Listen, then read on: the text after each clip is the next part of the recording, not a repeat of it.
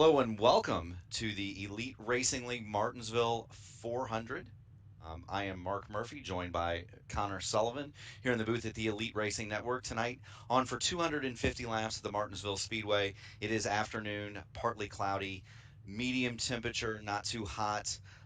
Looking forward to an extremely fun and perhaps temper-filled evening here at Martinsville. Connor, take us through the top 11. Starting on the pole, it's going to be Scott Crump in the number 90. And to his outside, it's going to be Kwame Scott in the 99.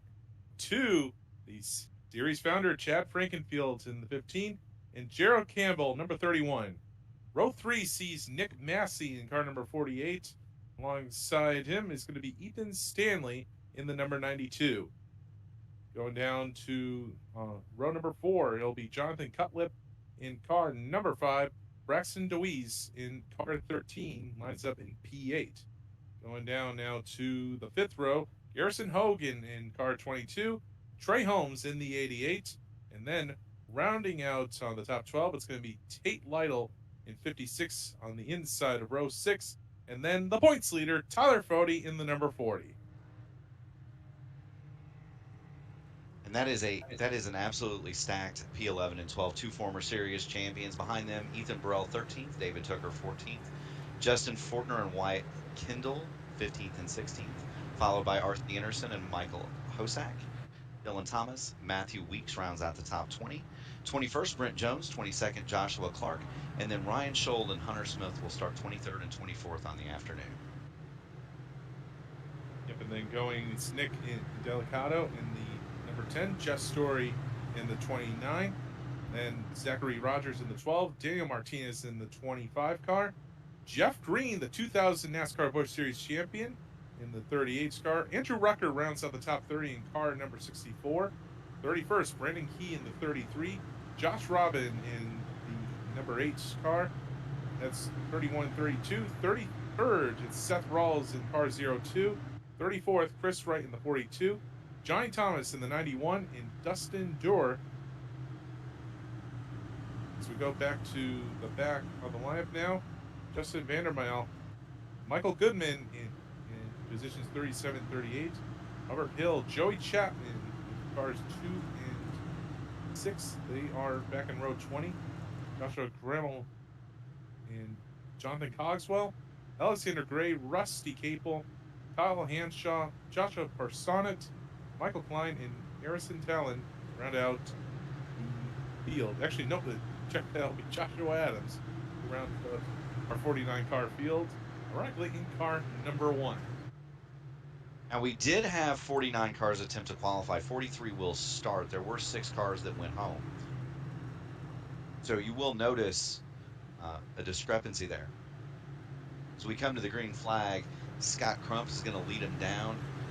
He has Kwame Scott to his outside, and we're getting ready to go. Pace car is off. Crump bringing him down slowly. And now we're underway for 250 laps at the Martinsville Speedway. This is a flat half mile, concrete on the bottoms of the corners, and very tight quarters every time of the series. It is very tight, and there is a large difference in grip that our viewers will notice as the race goes. Between the bottom where you see Scott Crump running, and then you have Kwame Scott kind of in that second line. The second line is not preferred, but there is grip. When you get out into that third lane, if you see somebody running on the asphalt paved portion of the turn, you are in big trouble. That's where all the marbles are. But Chad Frankenfield, though, having no trouble right now as he's able to pick up the second position at Kwame Scott. But Scott, though, able to drop on the inside and prevent Massey from going after him. 48. Absolutely. You see Fody hung up on the outside there. Racing for 10th with Hogan. Doing a good job on the outside there. But that's just not the place to be. We do have a yellow flag. I'll have to take a look at what this is, and we'll bring it up on the replay. Like it's tagging to Braxton DeWeese. The 13 car.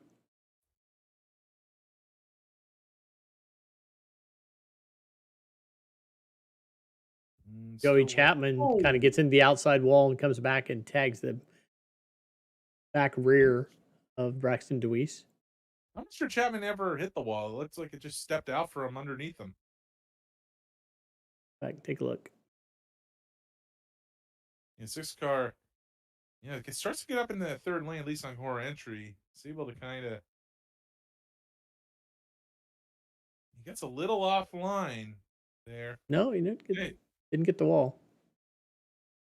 It looks like he just overcorrected it and Ooh, immediately Personette got him. So, considering how tight the field still was, I think we got fairly lucky on this one, guys.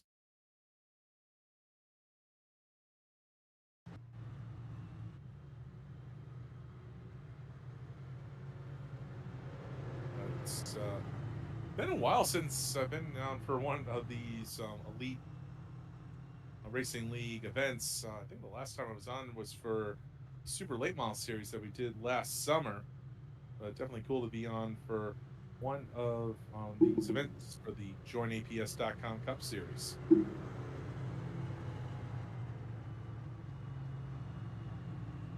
So again, there's Crump at the front of the field. As take a look back last week, Crump. I will say this. If any of our viewers are wondering why we're not seeing pit stops, tire wear here is not really going to be an issue. I did run 50 laps or so in this car in practice. Very minimal tire wear. Fuel is also not an issue. You can do anywhere between 150 and 175 laps on fuel, depending on how you want to run the brakes and where you want to lift. And so you're only probably going to see one pit stop, maybe two in this one. Other portion of that our viewers might want to remember is track position. So we saw this in the truck race that we had here on Sunday night. Um, Tires didn't really make that big of a difference. If you went to the back on new tires, you weren't going to come up to the front solely on tires. We did have guys back to the front. Those were faster trucks and slower trucks, not necessarily because they were on tires. If you got track position after a few laps, you could hold it. Last part of that is that new tires are extremely treacherous. Low pressures here, the car does bottom out. It gets very loose on corner exit. Of course, you could do, say, probably almost half the race on a fuel run.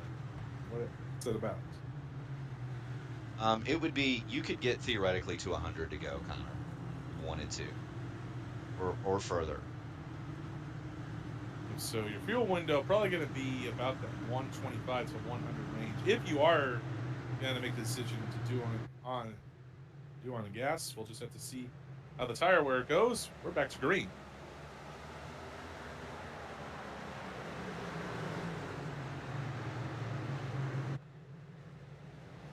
See Crump getting the advantage is Tommy Scott trying to retake that second position from Chad Frankenfield.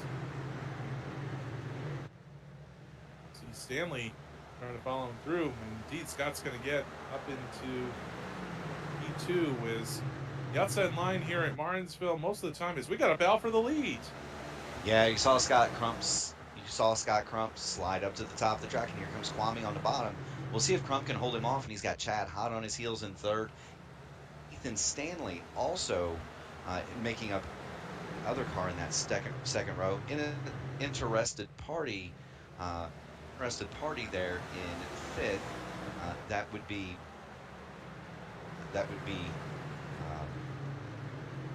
Campbell. That would be Campbell there, and I couldn't hit in the 31 hit name on the tip of my tongue there. And now they're going to continue to battle there. Ethan Stanley has gotten to second. Scott Crump has fallen to third. So shows you just how ineffective that outside line can be. Boy, it looks like Frankenfield's overdrove the corner a little bit. It's not as bad as I thought, but it looks like it could possibly cost. Ooh, we got a caution. We got a crash in the back. That is RC.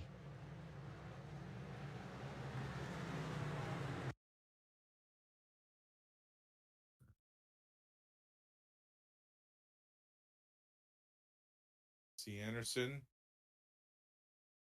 This is going into turn 3.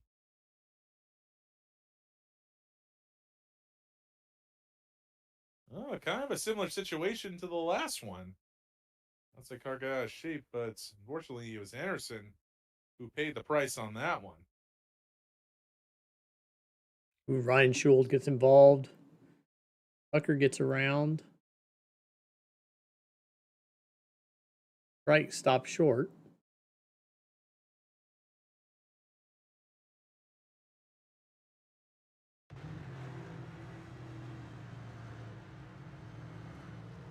All right, I want to run a TA services spot for us, one of our premier sponsors.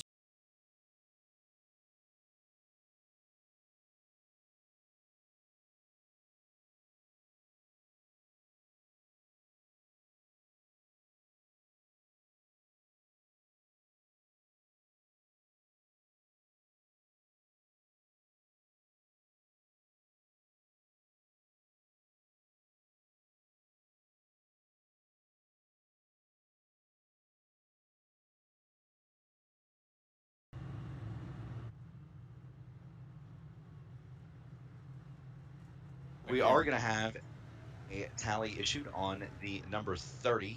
He did get loose on the top, spun in RC Anderson, and that set off the chain reaction that caused the caution. So 2 early yellows here. And Connor, what does this do to you as a driver when we have all these cautions bunched together? I get impatient. I'm definitely haven't done as much driving on iRacing as you lots have, but tell you what, just watching a race, whether it's watching it from a camera or just watching in the grandstands, get anxious. I want to get a good green flag run in to be able to get into a rhythm and be able to hopefully just enjoy myself a little bit later on. But 2 early yellows have nixed those visions.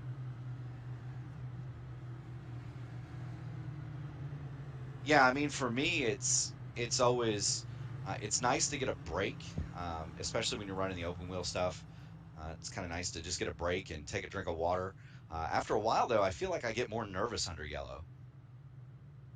Yeah, Maybe because it just well, you got the possibilities of a mistake on the restarts, whether it's spinning the tires or maybe getting a little squirrely or overcooking and going to turn 1.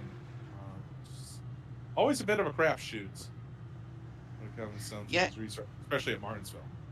yeah, and that's the thing. As an open wheel driver, you have tools in your car to help you manage, um, to kind of help you manage the cold tires with changing anti-roll bars and weight jackers. In these cup cars or any stock car for that matter, you don't have any tools. You have to manage it with your right foot.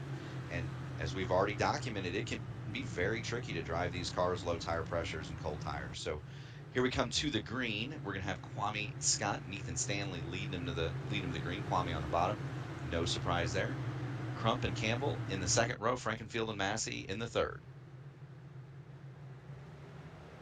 And a good launch from Scott on the restart. Not so much from Stanley, as we've already got a yellow, some trouble in the back.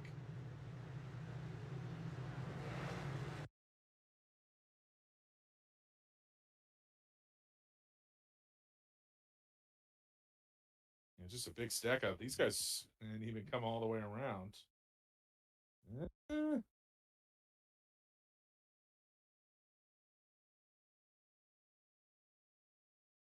Oh, technology. Or that. oh, Endure getting way offline, out of shape, not even at full speed.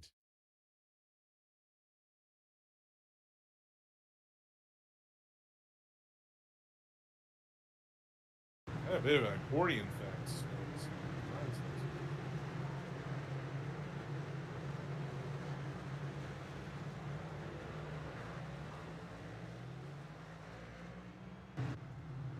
Caution number 3.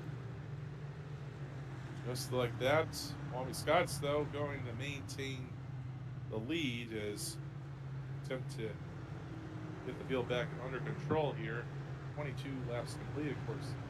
These yellow flag laps are counting. much to my personal relief.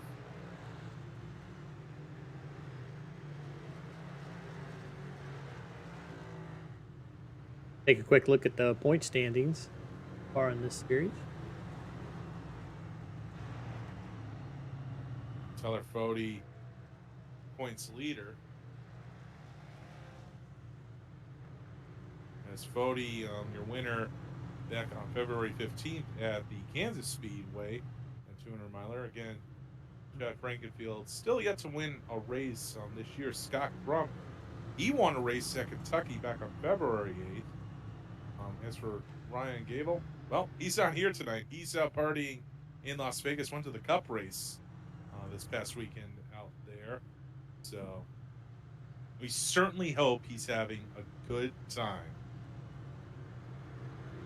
I'm not jealous at all of the fact that he left some of the real world fun to myself and our colleague Ian Pettigrew this past week.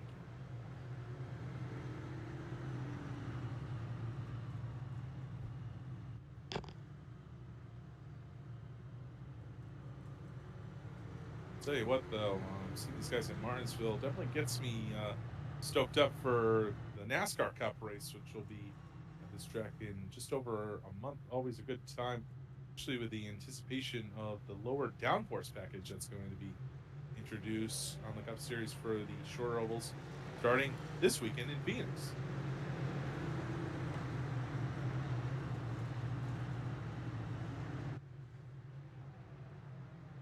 Scott's still the leader here. We'll have to see if the guys at the back of the field can keep things a little bit more organized this time. I'll tell you what, despite the lack of green flag laps, there's been a lot of shuffling around amongst the top of the field. Scott will bring them back to green.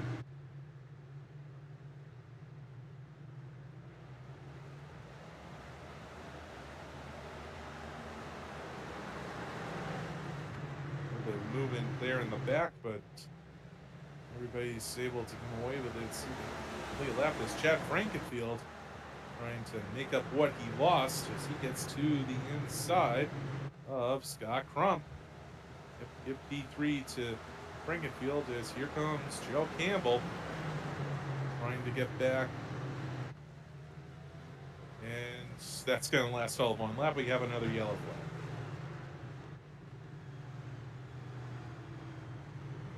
Go back, take a look here. Like this is going to be tagged to Harrison Talon involved here.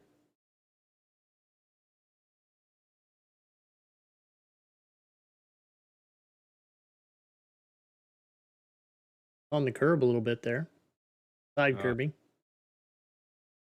Yeah, of course, whether it's the real Martinsville or right here on iRacing, you do not want to touch that curb or bad things will happen. Much like we just saw there with Harrison Talon. No one else involved, luckily. Unfortunately, there's probably a lot of groans on the driver communications.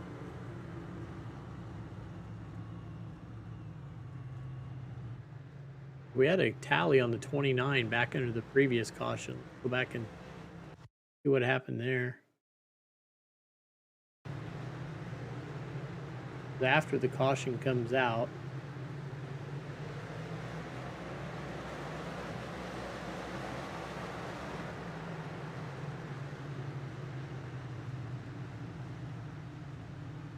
Drove it a little bit, nothing. There it is. Oh, put Josh Clark right into the barriers. Yeah, I'm pretty sure there are sand barrels at Martinsville. I think it's generally the yellow barrels. It's Joshua Clark who got into the sand barrels on the back straightaway.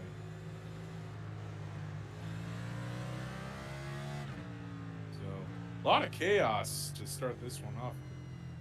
A lot of big time altercations, but just enough to raise some nerves out there.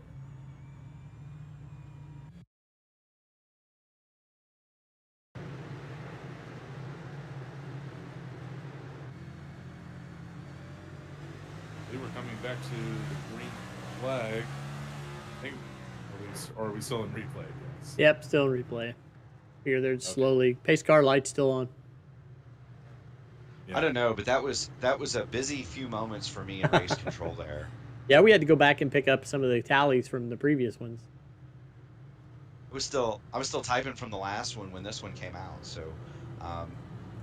pretty clear on the EOL there that was given to the 29. He made contact with the 28 8 seconds after the yellow light came on. If it's bang bang, get that.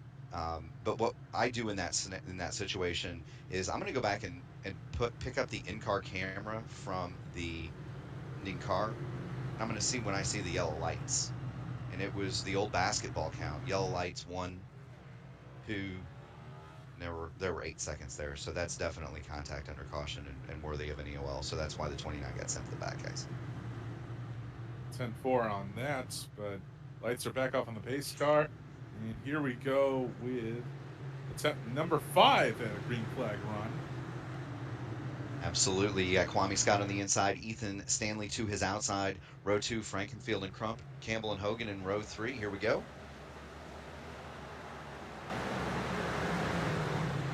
Got a very clean start again as Frankenfield's trying to take advantage of the chaos and head back up into the second position. Yeah, that's the advantage of being on that inside line, right? If you're third on these restarts, you are really second. You see Chad, he's trying to battle hard. And he can't make it, or not Chad, but you see Ethan battling hard on the outside. It's going to be very difficult for him to make that work. We have another caution. I was just about to say, unlike in the real world, no lane choice here, apart from the leader, obviously. Oh, looks like it's going to involve R.C. Anderson again.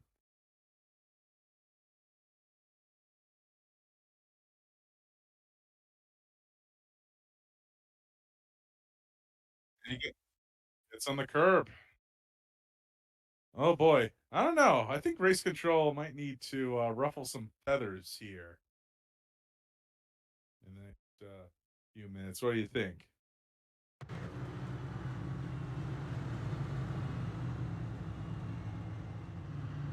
Stanley, third position.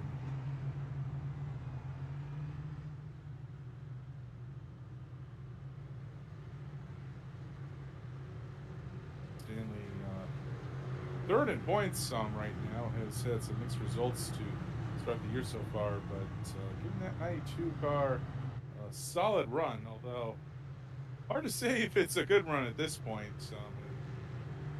To run under yellow flag. I'll tell you what, guys, the more yellow flag laps we get early on, less likely I think we're going to see extra pit stops for tires. Absolutely. Now here's something else to consider, and I know that Connor know this, but we've got you're going to have a lucky dog here. You're going to have a lucky dog coming on the high side here. At Martinsville, that's actually kind of treacherous, not only for the guy trying to get his lap back, but also for the cars on the bottom, and barely have time to make it back up. At least it's one of the good things about the larger fields here at Martinsville is that it doesn't take all that long to be able to catch on the back of the field. Unlike if it was smaller fields like you would see a typical Saturday night short track.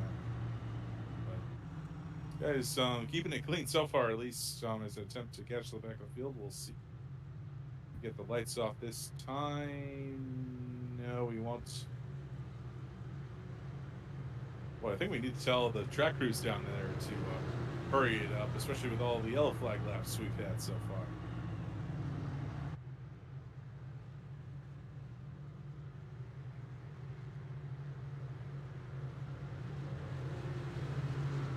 Scott, though, continuing to log laps at the front of the field. Scott, he's had he's back 18th in points, but he's only run 3 out of the first 4 races so far. But and that's a unique thing about the Elite Racing League. A lot of leagues, they count every race. Here in Elite, we do give you 1 drop, and so Kwame, there have actually been there have actually been 5 races, only 4 count. So Kwame has only missed 1 race instead of 2. That actually works to his advantage. There's going to later on. Yep, so we'll have to see how things sort out from here on. But in the meantime, lights off on the pace car again. Got still the leader. We'll have to see what Frankenfield can do on the outside. He had some trouble up there earlier on. So come back around to complete lap number 39. There you go. Now remember what I said earlier. Let's watch the launch from Frankenfield on the outside and see what Ethan can do to the bottom here. Frankenfield's unable to shut the door. Can't do it. Can't do it. Scott Crump looking hard on Hogan. Boy, Frankenfield's he tried to shut the door, but he had way too much speed in there, locked up the right front. Hopefully he did not splat spot that right front tire, but in the meantime, though, he's got some trouble as the whole field is creeping up to go by him on the inside. That's absolutely right. He's kind of hung out there, right? So he's hung out there. Anybody that gets up on that top, see Tate get back in line just as quickly as he can. They all know you get up in that top line, you're going to the back. Chad needed to really get down to the bottom there. He didn't get it accomplished. Scott Crump working on him. You're gonna have Campbell next in line, then Tate Lytle, then Tyler Fody, then Nick Massey, then John Cutlip, all the way back to 10th. Those are fast cars. They're going to get my Chad here. No, they smell blood in the water. They want that track position. Unless Chad can get in line. Yeah, it looks like Gerald got a little loose. Joe Campbell gave him, I think he cut him a little slack there. So break for Chad Frankenfield as he's able to keep 15 in the top 5. Absolutely. Now that's another part of give and take, right? I'm known for a little bit more give than take. Connor, you're known for more of the same. We're more apt to let guys in line. There are guys that will not let you in line. We see Braxton Deweese coming down pit lane, who's reporting problems with his steering, I believe. So keep an eye on his progress. There is no rule as far as how many laps down you can go here. So, who knows, right? RC down 3 laps. You know, and one thing we haven't seen so far with all these yellow flag laps is we see Kwame Scott. Things are peaceful up at the front, but if we get a long green flag run, he's going to be in the lap traffic, and that's going to make things a little bit interesting, especially with Stanley hanging around there as we look out the front of Scott's car.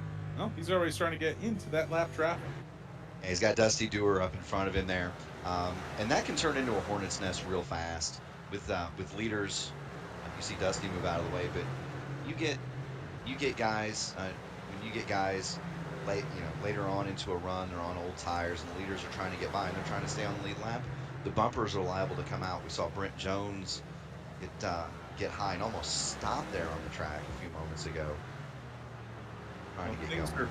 Things are pretty peaceful at the top 2. It looks like Hogan getting crowded by Crump in the 3rd position. David Tooker reporting a broken toe link against the outside wall. He's going to try to get down to pit lane. Well, I think, even if he gets to the pit lane, that's probably a game over right there. Well, and that's easy to do in these cars. If you hit the curb hard enough, or if you hit the outside wall hard enough, and you're apt to do both here, you can definitely break that toe link, and you can go straight to the back, or be out of the race. Lengthy repair, be out of the race. So keep an eye on that. Ball contact in these cars, they will take a beating, but there is a limit to that beating. And unlike a sheet metal car of the past, once they're broken, they are broken. Kwame Scott bumper cam out ahead is going to get into more lap traffic, but this time it's a lot more packed in. They're running about, well, except the yellow flag is going to save him the headache of lap traffic. 6th yellow of the day. We'll take a look back at what happened. Like Brandon Key going to be involved in this one? He's only overcooked it a little bit, but he's able to gather it in. I wonder if he got on the curb. He did not get on the curb, but still lost the outside of the car. Kept it going, though, yet they threw the yellow flag. Oh, he does come to a stop here. Almost came to a stop, but enough to trigger the yellow flag. Well, we can pay some bills real quick. I can do some rider ads here. Join APS. Join APS is the series sponsor. APS offers a complete solution for all types of businesses that need to process credit card related transactions. Their industry specific solutions provide the best options for your business model. They have experienced client service representatives who understand what your processing needs are. We saw an ad from TA Services, one of our premier partners. Our other two are Blue Egg Marketing. Blue Egg is the marketing department for small businesses. For small business owners, Blue Egg is your biggest fan. Finally, Worldwide Technology Raceway is a motorsport racing facility in Madison, Illinois, close to the Gateway Arch. It features a 1.25-mile oval that hosts NASCAR Cup and Truck Series and an open wheel series that we can't talk about, a 2-mile infield road course used by Trans Am, SCCA, and Porsche Club of America, a 1/4-mile drag strip that hosts the annual NHRA Camping World Drag Racing Series Midwest Nationals, and the Kartplex, a state-of-the-art karting facility.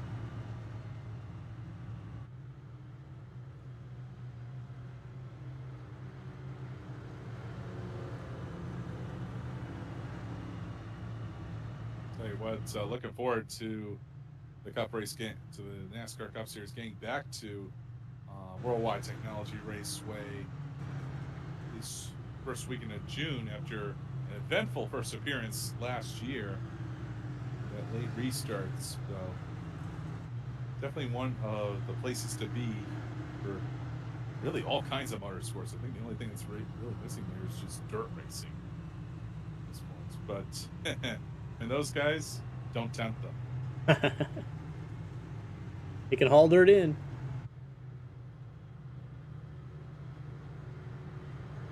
Light's still on the base cars. 6 caution, even though we've only completed, we'll complete 55 laps this time by. This field's starting to double up. And lights are off. We'll be back to it next time by. Once again, you're going to have a little bit of a mix-up here with who's on the outside, who's on the inside. Always got still clear, but Trump and Frankenfield, the beneficiaries of this yellow flag.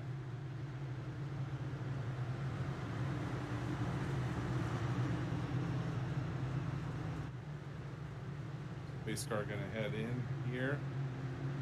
Tommy Scott still the leader.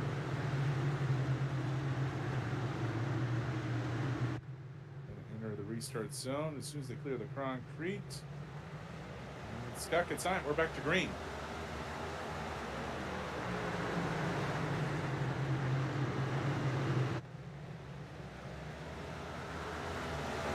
Immediately on the offensive. End up to the outside as Chad Frankenfield is able to get clear. As we got side-by-side action all the way back, the back half of the top 10. Really, can maybe shut the door on Frankenfield? No, he's still hanging to Crump's outside here. Come back to 358 of the 250 laps. And Stanley able to get back in line, but loses on the second position to Crump. While things are getting a little bit crowded here in the top 10. Look further back into the field. 2 weeks trying to get forward here. Matthew Weeks, number 11. And the 48 car of Nick Massey.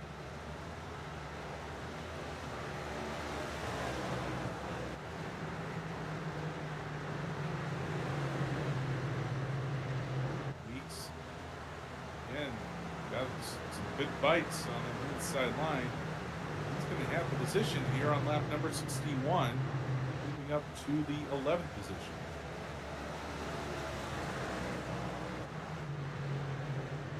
Check back in with the top of the field.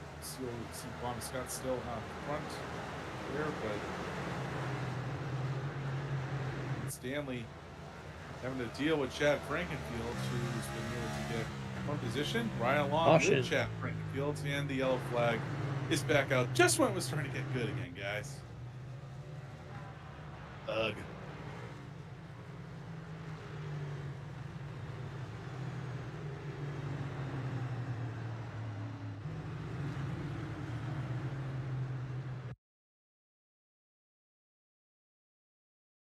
We see Harrison Talon. He's been involved in at least one of these yellow flags so far.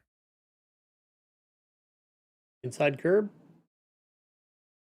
I think he might have clipped it ever so slightly, and yeah, it's into the inside wall. I believe this is what caused him to go around the first time. Is that his second tally then? Could be mistaken. Already had a lot of action so far.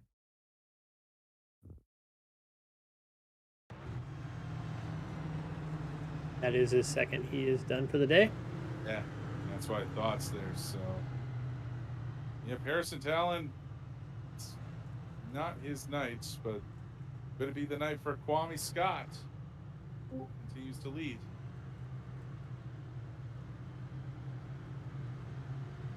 Gotta watch that door, Mark. It locks on you when you leave. My apologies. I went to answer a question and hit the wrong button. So the disadvantage of being in the booth and in the tower at the same time, we can do that virtually, obviously, but it is not without peril.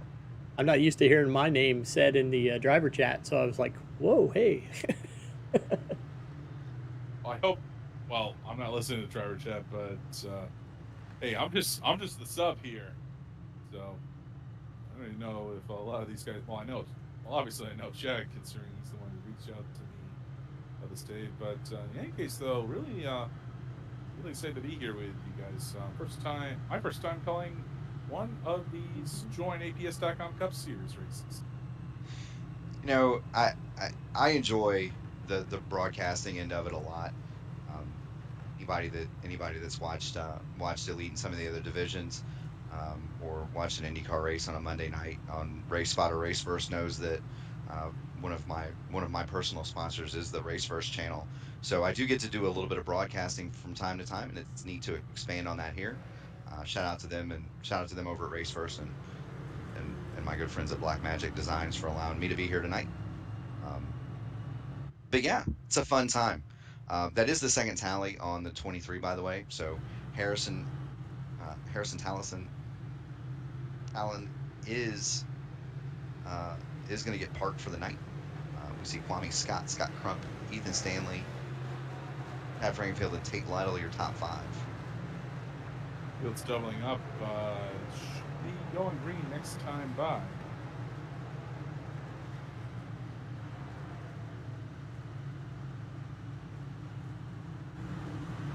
Rucker there, way back in 19th position. I had to show Rucker because he was giving me some grief in the driver chat. Yeah.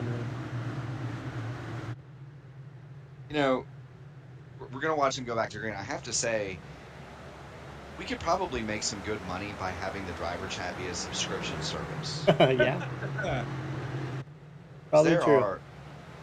There are some characters in this series, and they are a lot. It gets to be kind of fun under yellow sometimes, with the things that are said. It can get kind of fun. Well, Tate Lytle's having some fun right now as he's able to move into the top five and immediately going after Frankenfield for the fourth position, and he has got it. Maybe a little contact between the two as Lytle, he got a little bit squirrely there, but able to gather it back in as did make contact. They did make contact. We got big trouble. Another caution.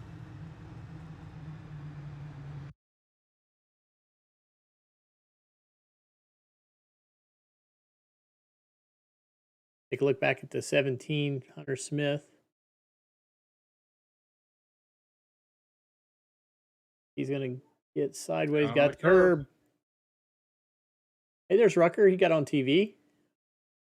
Goes up into the wall. Off the wall, at least. So Hunter Smith, yet another driver to clip the inside curb. It's all happening down in turns 3 and 4, mostly in turn 4. So kind of interesting. The Sure, there's a 09 is correlation. involved as well. Yeah, I'll tell you what, this is starting to go much the way the Alabama 200 did this past weekend. I was down with my colleague Ian Pettigrew in Montgomery, Alabama, at the Montgomery Motor Speedway, one of the top pro lane mile races of the year. 10,000 to win, had a lot of top drivers there, but for whatever reason, patience was not on top of the order this past weekend. Down in Montgomery is a little extracurricular under caution, perhaps. A little bit. But we'll start at the top at 10 down. Field 10 through 20 this time.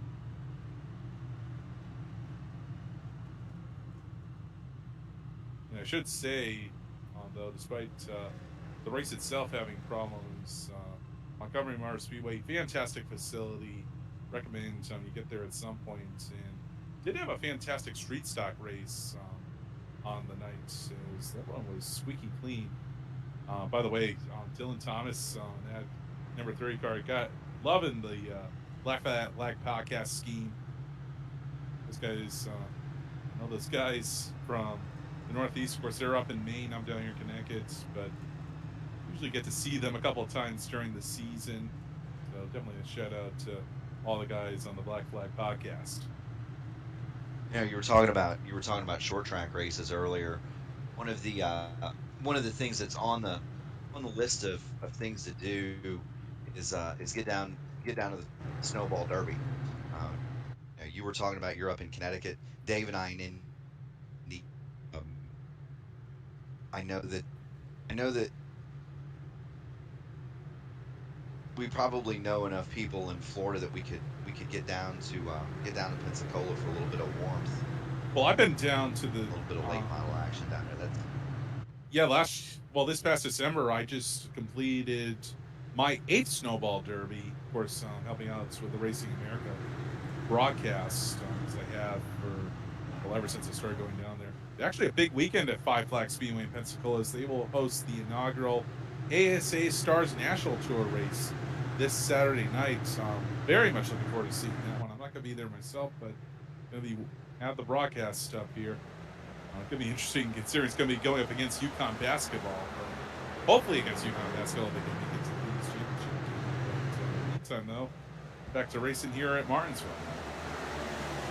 Absolutely. Pat wasted no time getting down to the bottom there. A rather severe move. You see Fody going up high, kind of back in that pack, trying to. We got contact. That was Fody who got out of shape, so bit of a moment there for our current points leader, but a little bit. Well, saved it, but now Robert Hill and others are around in turn 1. How many laps have we got, guys? Let's see the scoring. We are on lap 76.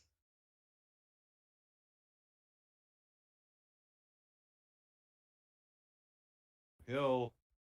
So the trouble starts up in front of him. Well, actually, it comes from behind. Yeah, Brandon Key. So Hill, that's not his fault. No.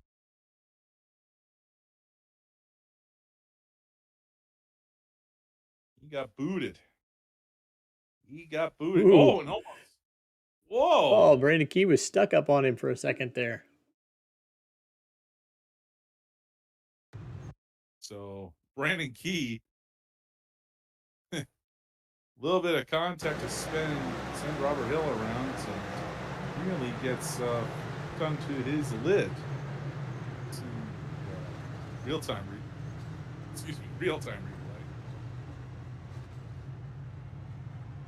Looks like that's going to be the second one on Brandon Key. He'll be parked as well. Let's endure a little bit of an issue with Josh Adams there. Up a little bit. Take a look.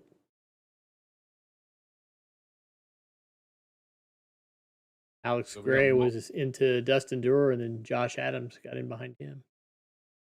So multiple pileups on this one.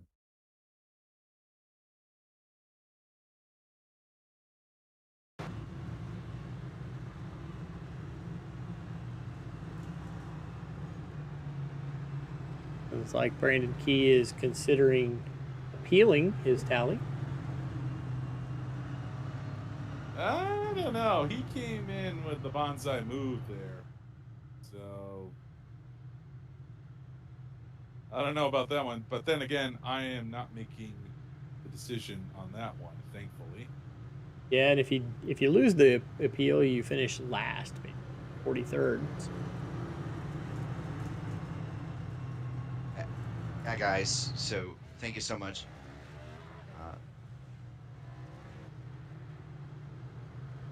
You're asking me to review some of those.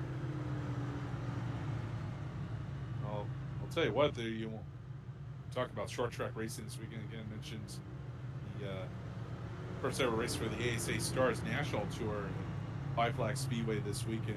But so much more going on. I know you got the Cars Tour, both the late model stocks and the pro late models. They're going to be at Southern National Motorsports Park. They're kicking off their season, and then you've got one of my personal favorites, the Smart Modified Tour. They're going to have race number 2 at Caraway. Can anyone stop Matt Hirschman? Definitely going to be a tricky one, to say the least. Of course, you've got also Dirt Modifieds, the Short Track Super Series. I know they're in Hagerstown, Maryland. I know one race, actually 2 races technically, got canceled. World of Outlaws, they were supposed to be up here with the sprint cars in Port Royal Speedway, but it'd be so cold in Pennsylvania, they had to call that one off this weekend, unfortunately. Back to Green Flag Racing. A little bit of a run under our belts here as Tate Lytle. Contact. Chad up the wall. Can he hold on to it? Yes, he does. No yellow, as now we got Campbell almost getting to the inside wall. So now the top contenders getting into trouble here on lap number 83. We had more action in the back of the pack there too. 2 other cars got into the inside retaining wall on the front straight. Both cars continued no yellow. Working on identifying those 2 vehicles. There was in that last caution, the way that I saw that, by the way, I know Brandon said he's going to appeal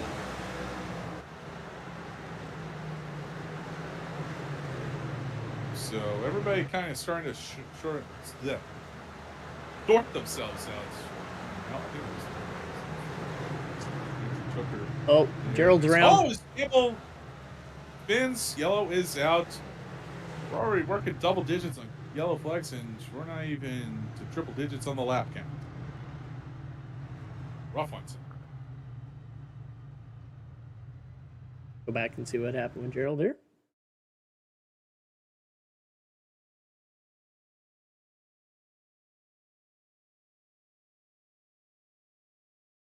Doesn't look like he's going to be near anybody. Nope, still looking good.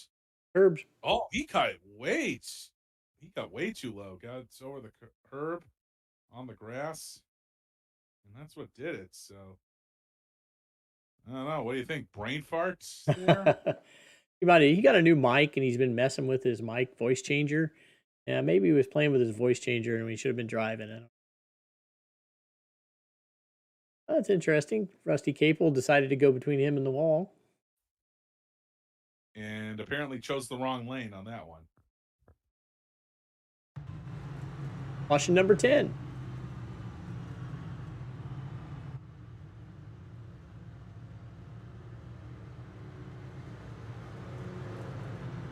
I think a no-brainer in that one. 31 cars going to get a tally is... Yeah, that's something that a person with no experience on iRacing, heck, it's probably something I do, unfortunately. It's so easy to do, though. Really? You mean jump the curb and get in the grass there? Well, I mean really cut across there. He didn't just touch it. He really went over. Right. I think there was something else in play there. Perhaps he locked the rear brakes up. You can't really tell it on TV. And of course you could have just misjudged the corner. Probably did that. half a dozen times in the truck race Tuesday night or Monday night, excuse me, where I misjudged the corner. And I didn't go across the grass, but I did misjudge that corner. We have some extracurricular under yellow once again. It looks like I think they're just gonna tag him for crashing just because he comes to.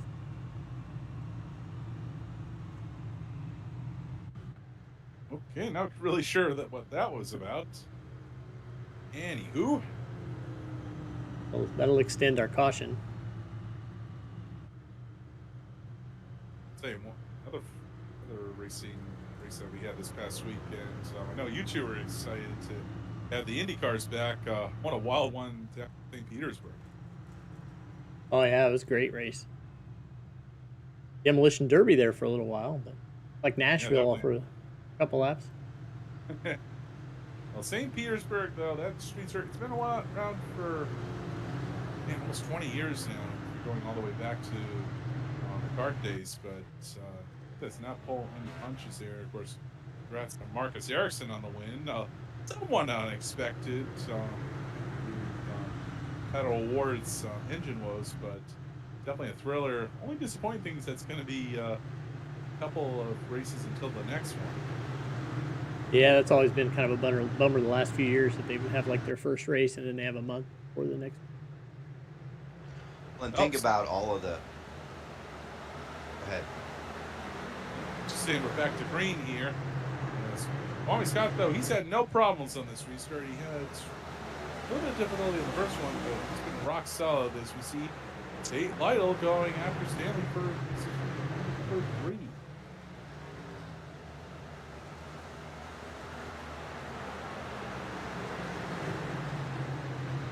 I think I'll be interested to see, guys, with all these yellow flags, a lot of heat cycles on these tires.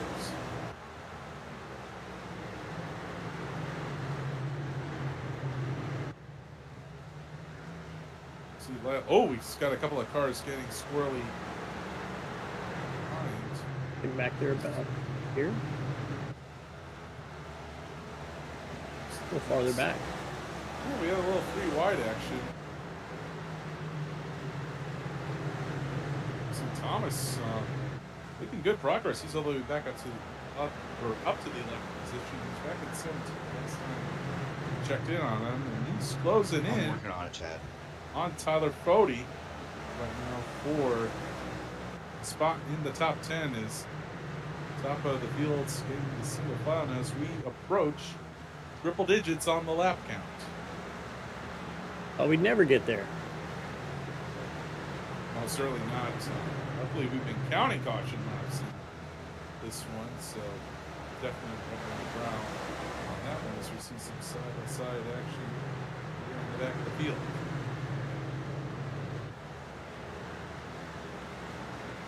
That's you, Gerald. I'll clear it when you come out. That's Mark Murphy, our race control guy, telling Gerald to clear his black flag when he comes out. Thanks, Mark. So we see Key trying to get back on the move. Of course, he's already got a tally against him. He's got 2 tallies, but he appealed the second one, so he gets to stay out. He gets a third, he goes automatically. I thought he had 2. He does have 2. So the way it goes here in Elite is if you get 1 tally, it's basically your freebie. You get the second when you're parked. However, you can't appeal the second tally. If you lose the appeal, you're scored as last on the race. And so no matter where you finish.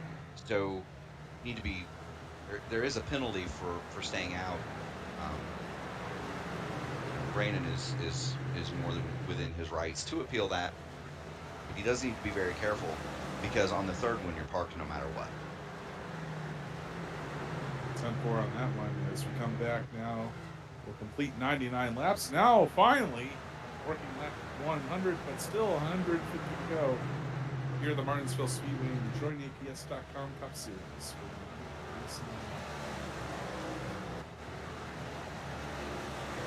Chad Frankenfield trying to make up the positions that he lost when he got up to the outside. Still all the way back at 13. Oh, as we got a car out of shape here on the front straightaway. This could make things a little interesting. Oh, and It's the 11 of Matthew Weeks. It's about got into Chad. He had the 42 car there with him as well. One of the things that I've been kind of surprised with in this race, guys, is that 32 Dusty Dewar, he shotgun on the lead lap. He's last on the lead lap. Dusty ran extremely strong here in the truck series event Sunday. He was very fast. Surprising to me to see him in the back, given his success in the lower series earlier this week here at Martinsville. So back on the lead lap, with a chance, but pretty surprising to see Dusty back there, circling among other cars that you might not be familiar with, seeing toward the rear of the field. Michael Goodman was also very fast. Got Weeks down in the inside wall again. Weeks having trouble off turn back in. Weeks having trouble off turn 4 for whatever reason. Maybe he's getting into the curve and just slightly enough to upset the car. Weeks Absolutely. Slid all the way back to the 22nd position. Way up the path right there. He's running in the middle of the top 10. Absolutely. Back to cars that you might not be, that might be surprising to see kind of in the back a little bit. Chris Wright, perennially fast. He's running 13th. Trey Holmes, 19th. These are normally cars that are pretty doggone quick. In addition to Brandon Key, he's 26 with the 2 tallies. Not used to seeing those names in the back. Guys like Garrison Hogan, Jonathan Cutler, our rookie leader, up toward the front. Good runs for them tonight. We have another yellow. Oh, just when things were getting good once again. We have a spinner in turns 3 and 4.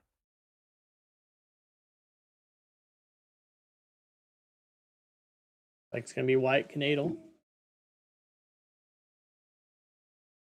Ryan Scholl going to give him a little help. Yeah. Well, he had it saved initially, but he overcorrected just that little bit. Oh, Enerson and Michael Goodman got into it down there at the bottom.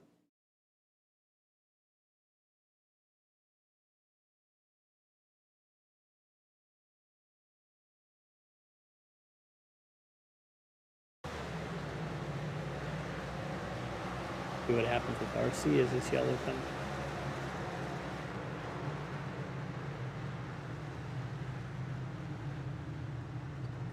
Sanderson actually gets ahead, or actually, no, it was Campbell I was looking at. So Sanderson, with a little help from behind, he gets down to the inside more.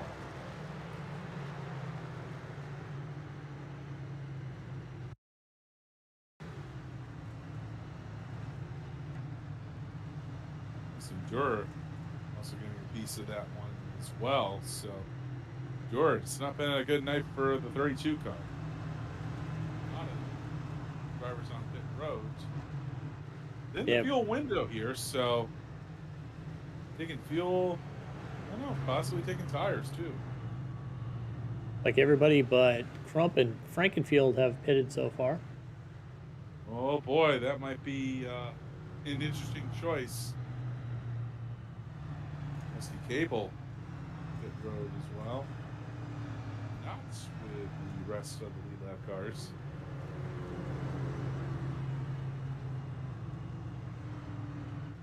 Scott Crumb's going to be your leader. Chad Frankenfield. We'll have to see how things sort out. I believe I see Tyler Fody back there.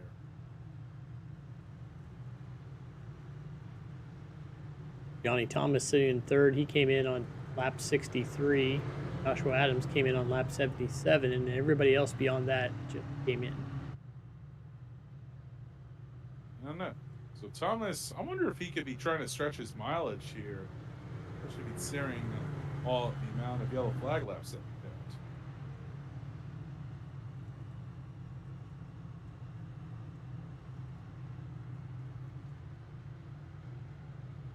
And Thomas, he started a little bit further back.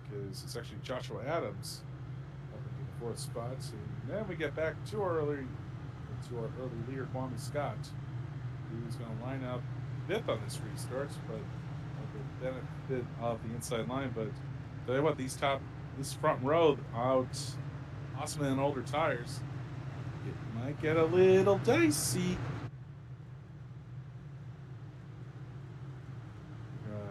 Complete this 11th yellow flag here as we're now starting to creep up on the halfway point. Complete 112 laps this time by.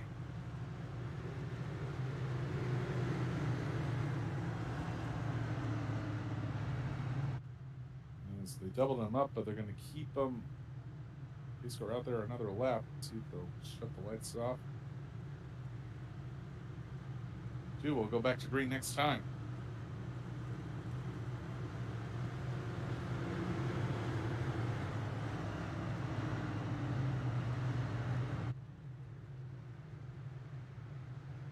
For the restart on lap 114. Over 10 laps away.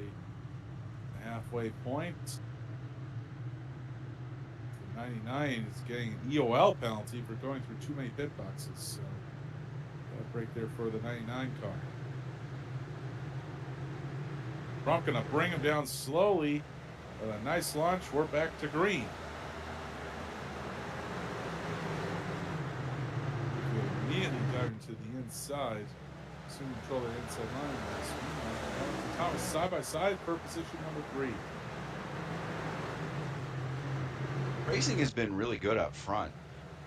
Just wish we could get a longer green flag run to kind of showcase who can navigate the longer runs. So we see Frankenfield getting to the inside for the race lead. I'll tell you what, with Kwame Scott getting that EOL, this has blown the race potentially wide open. Considering that Frankenfield and Trump, either new tires not come into effect, or everybody's still running on the same rubber that they started with, and took fuel only for track position. Yeah, the tire wear here really isn't all that great. Like I said, I ran 50 laps in practice and only saw about a 5% reduction in grip. So if track position seems to be a little bit more important than tires. Kwame, by the way, was not given the penalty just for going through too many pit boxes. You're allowed 3 in and 3 out. He did exceed that, but he was also to the left. He had his full car to the left as we have another caution. Well, either way, so I guess he's busted on more than one account as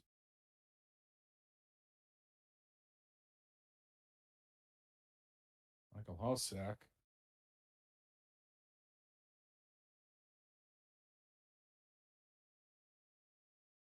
Gets on the curb. We have a theme. I'm not sure if he touched it. I don't know. Do you think it could have been net code on that one? Back this up.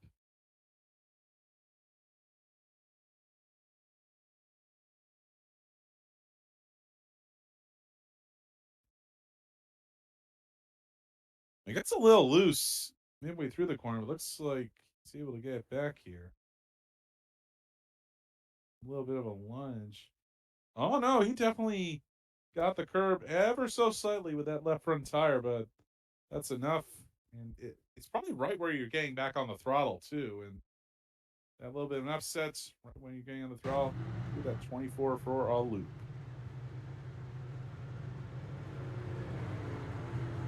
Well, Chad Frankenfield, the leader.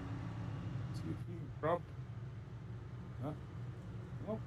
Not making an effort to get the dive down pit road. So we'll see how this plays out.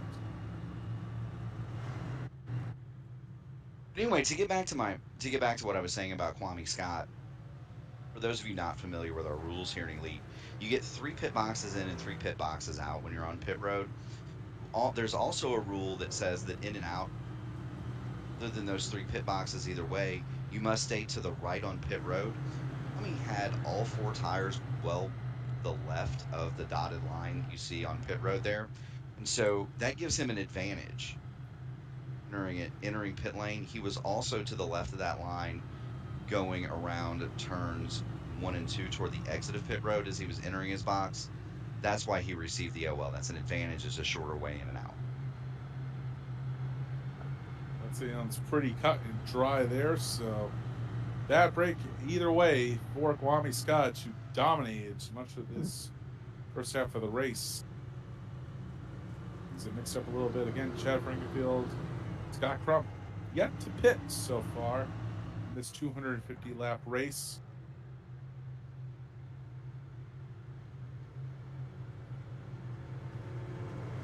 See Frankenfield playing with the base car a little bit. And again, for those of you who don't know, that's one of my favorite things to do in the sim is mess with the pace car. The pace car is actually a hollow object. So you can drive through it if you want. And sometimes in races, if I'm leading, I will actually hide my Indy car in the pace car. Why did you do that? I'm sorry? Why did you do that? Why? It's just something fun to do. You can see the pace car driver in there. Like the interior is finished, but it's a hollow object. It's just kind of funny to do. And it kind of breaks up things. And as I said earlier, I get more tense under yellow, so it breaks that tension up a little bit. We're going back to green here. Chad on the inside, Scott Crump on the outside. You got Tate third, and Adams fourth. Joshua Adams fourth, Ethan Stanley fifth. Now watch the inside versus the outside line here. Chad gets the drop on him. He's going to pull away. And then Crump is going to slide down into second. That's going to leave.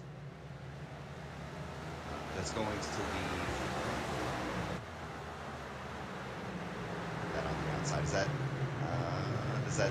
Whoa! That's Adams on. It's Adams on the outside there. Tate Lyle giving that Days Gone By vintage car a good run. And he sets out two of Chad Frankenfield. And Crump and Frankenfield have yet to pit. But again, with how many yellow flag laps they've had, I don't know. Could you possibly make it? Got another one. Oh, 13th yellow flag. Just our luck. Robert Hill this time?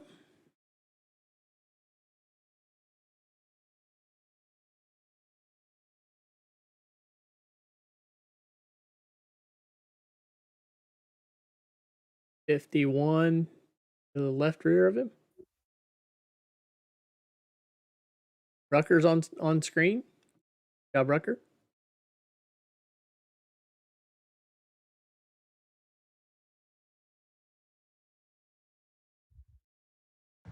Like the only ones involved. Well, let's see pretty definitive as we are past halfway now here at the Martinsville Speedway.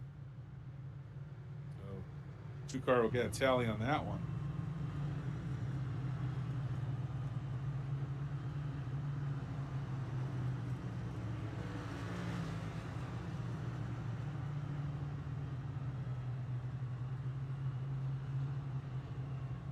Take a look at season schedule again. This is the 6th race of the season.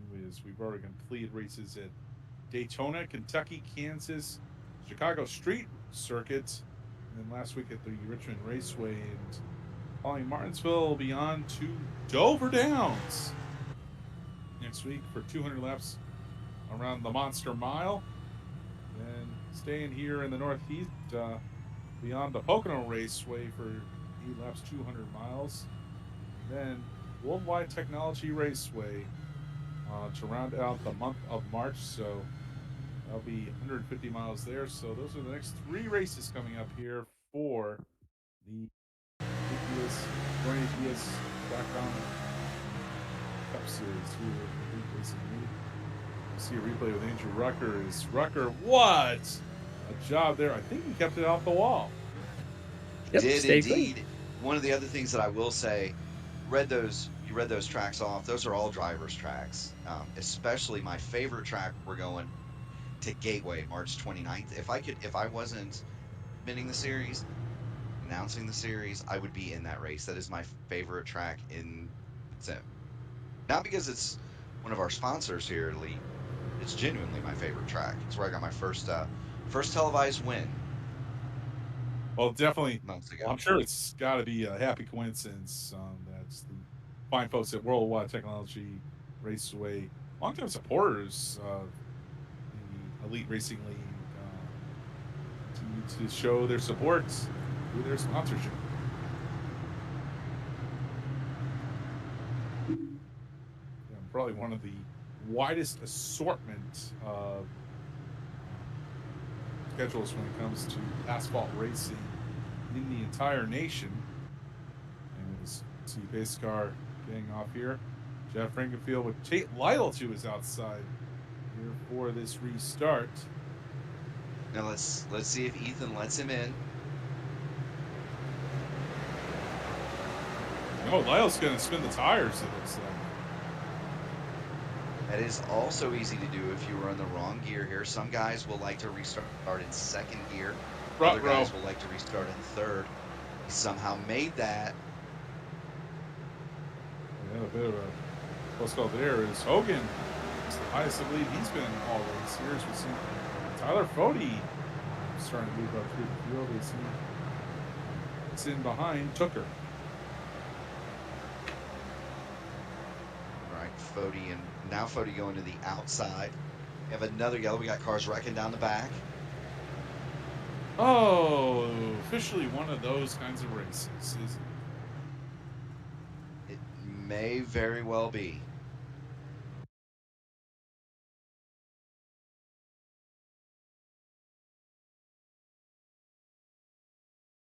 I'll focus in here on Joshua Clark as he was in on some of those early yellows, but then it pace a little bit. Oh, it just got away from him.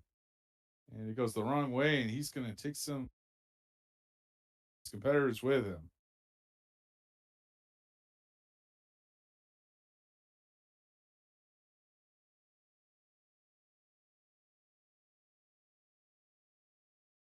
Justin Vandermeer, the other car that had a big piece of this accident on the next trailer.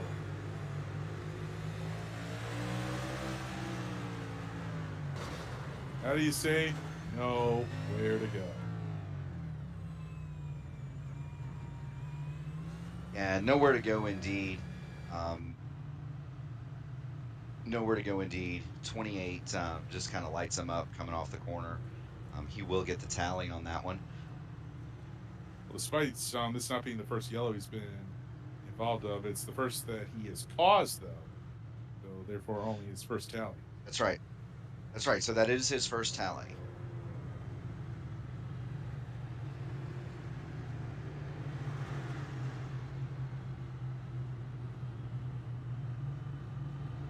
We saw Tate Lytle on pit road. So that was a scoring error. Oh, I see Lytle out there. Well, and we're in that window, so guys can elect to pit now. If they elect to pit now, they can definitely make it on gas. Here's the thing, though. We've been under yellow so much. How much fuel have they really burned? And the other part of that is, do you really want pit and take the risk with the way this race has gone, going to pit road, coming out in the back, and now you're in the hornet's nest and risking more than just track position. We haven't proven that we can go any more than 8 or 10 laps at a stretch before fireworks occur, and normally they're occurring in the middle to the back. So do you want to take the risk of coming down pit road and going? Well, so far, not taking that risk has worked out for Chad Frankenfield as he continues to lead here. After inheriting the leads when, again, most of this field pitted.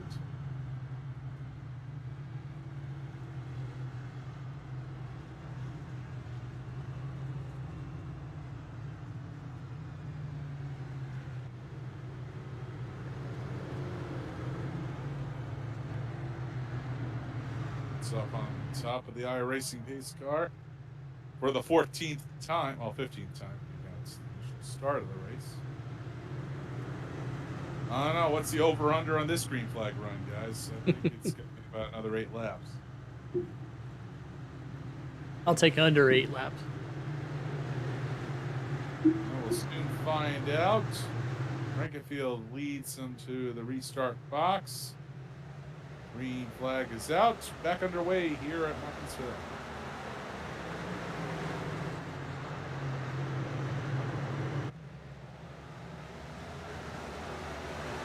Tucker gets but Bodie, no, that 40 car, he's been doing a good job of being able to get some momentum on the outside, but is it enough to make an actual pass? Got more action in the back. We get another caution. Cars all over the front straightaway.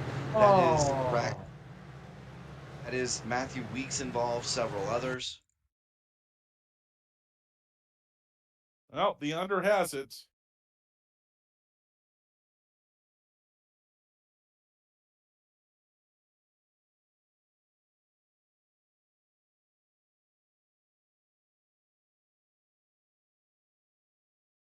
See the stack up actually occurs up in front. Yeah, it's already up ahead of that.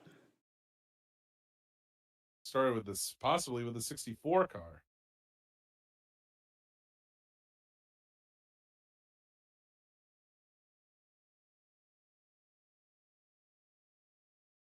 Let's see, Andrew Rucker. Oh, in front of him. No, it starts with the 11. See early leader Kwame Scott get a piece of it. Ryan Schold around, Justin Vandermeer involved, Michael Hossack, R.C. Enerson.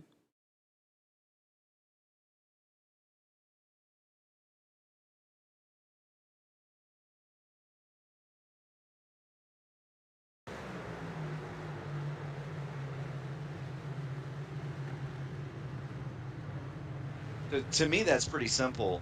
There's a transition there as you come off the concrete and onto the asphalt, and if you do not have your car set correctly, you're just going to light the rears up and go around, and that's exactly what happened to Matthew.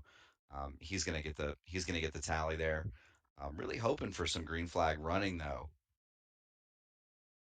Kind of see his right rear go above the concrete, and that was it. iRacing. Realistic down to every last detail, it seems. A lot of contact There's there not from the 09 at the very end. there's not a lot of grip up there. We've seen really tonight the only person that's been able to make a fist of being up on the top is Tyler Fode. Not surprising given his status as a past champion, of course. You know, really, really good short track racer. Um, but you get up there and it's kind of fool's gold. You get up there and you can really carry a lot of speed in, but it's really difficult to get the car to pivot, and then it's almost impossible to get the thing off the corner without spinning it out because you get up in the asphalt with the marbles and there's just no grip.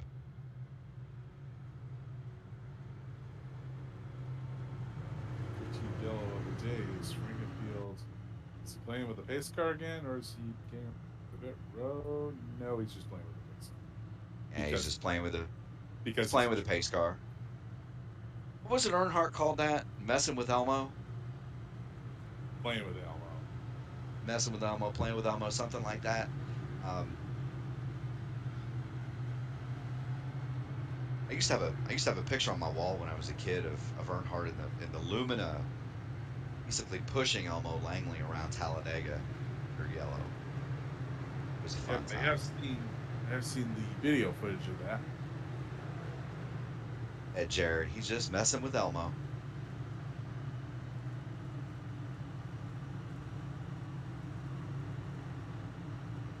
Ready to go back to green here. You see Dylan Thomas's car on screen, the number 30 good-looking machine. It'll be Frankenfield and Stanley in the front row, Hogan and Lytle in the second, Fode and Tooker in the third row. Tooker's having himself a good little run here as we go back to green. Contact. No. And the points leader, Tyler Fode's around. This is going to be a big wreck. We got a big wreck, and that started with.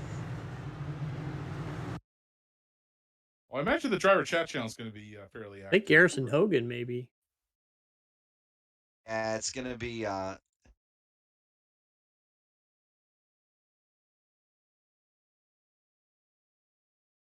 It's going to be, well.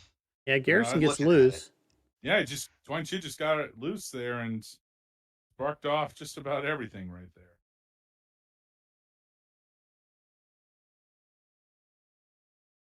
We'll see who Tyler Fode took with him. Yeah, just spun the tires. No contact. That's all on him.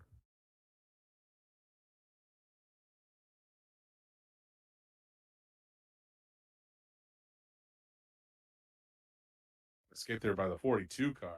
Lots of other action back behind it too, as it stacked up. Back here with Trey Holmes.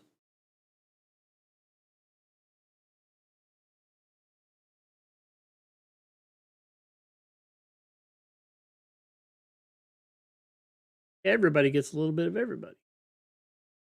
Oh, and Crump, one of the early leaders, he gets a big piece of that as well.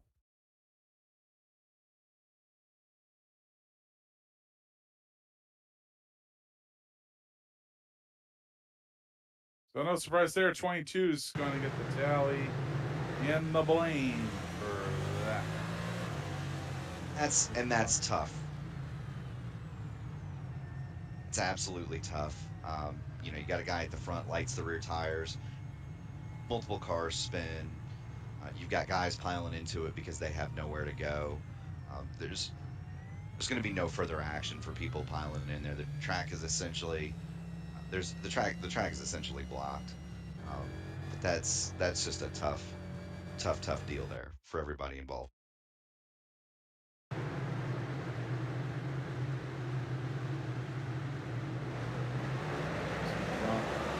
Actually backs off a little bit, but it's a little too late.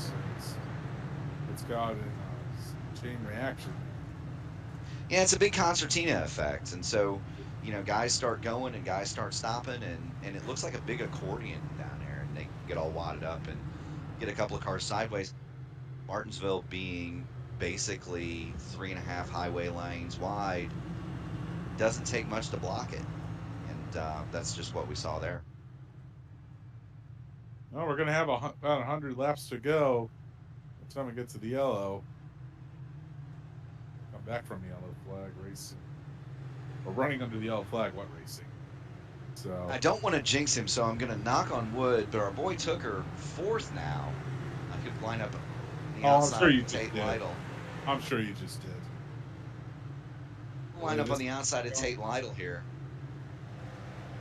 in the second row. So give a call down to the 19. Get that man his TV time.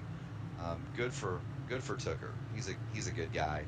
A lot of good guys in this series, but he's one of them. Second row with Josh Adams and Chris Wright. We start Chad Frankenfield as the leader's much better shape this time going into turn one. Val is between Tate Lytle and Stanley for position number 2. Absolutely. Now you got Tate on the bottom. Ooh, Tate Lytle. locked him up. Tate locked him up. Lytle's going toward the fence. He saved it. Stanley going towards the fence, and yeah, he did make a good save, but he's still going to be caught on the outside here as he's falling all the way back to 7th position. Could get a little bit worse as Frankenfield, it's all in his mirror for the moment. That's the best place to be with as much action as we've seen on this track tonight. That is absolutely the best place to be out in front. You're not worried about it. You're not worried about anybody turning sideways in front of you, at least until you catch the back of the pack. But with as many cautions as we've had, I don't know that we're going to get to that where we see lap traffic. Well, we One have of the things. We had one lap car early in the race, but yeah, really as far as the main back of the pack, I haven't gotten to that point so far as we see. He got a little out of shape there as Tooker now into the 3rd position, followed closely by Adams. That's right, David Tooker stalking Tate Lytle now for that 2nd spot. I believe he might be a little bit quicker. Looking in the back of the pack, we got a car around headed toward the front stretch wall. Looks like he might keep it going. No caution. Might have been Brandon Key there. Also, Scott Crump is reporting he has a meatball flag. So, whoa! See the 92. Stanley gets loose off number 2, or corner number 4 rather. I wonder if you got a couple of guys that got out of shape, their tires aren't buzzed slightly from all the slipping and sliding around. It's true. Now you can. It is iRacing. It is a simulation. There are things that you can do in a sim may not necessarily that apply exactly real life. If you've got buzz tires, you keep the rears up because you locked them up. Same with the fronts. Slow down for a few laps. You cool them off. They'll come back. But you're going to be slow for a few laps while you do that. And the guys behind you smell blood in the water when they see lockups, guys get sideways, things of that nature. You've got Chris Wright all over the back of John Cutlip right now. And then the 48 of Nick Massey in hot pursuit. That is the best battle on the track at the moment. We see Wright a little bit yet to the inside. Cutlip able to shut the door going to turn number 1. As well, that time Cutlip. Yeah, a little bit of lockup. Yep, a little bit too much heat going into turn number 1. It's going to cost him so slide all the way back into the 8th position.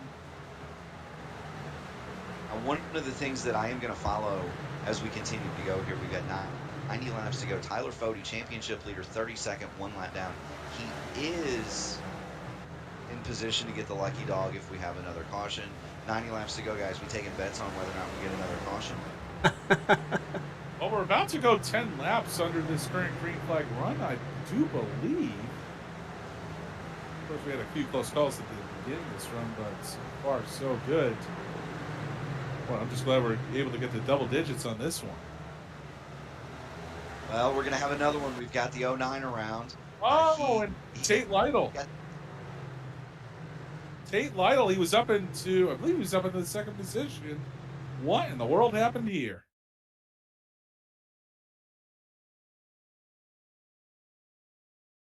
By himself.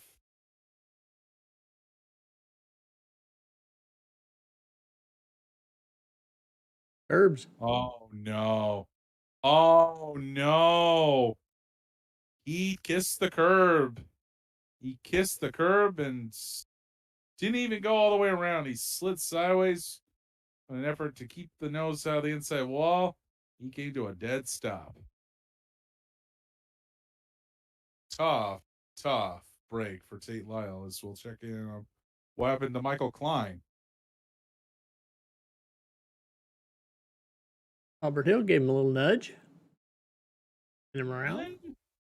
Well, it all started with him kind of overcooking the corner just a little bit and tried to recover and came right across Hill's nose there. So, 2 unfortunate happenings under this yellow flag is Lytle going down the pit roads now. Might as well. Chad Frankenfield still yet to pit. Still sticking with it. 17th yellow flag in this 250 lap race, only 764 laps complete. Man, yeah, I think if this keeps up much longer, good to have him stretching the distance.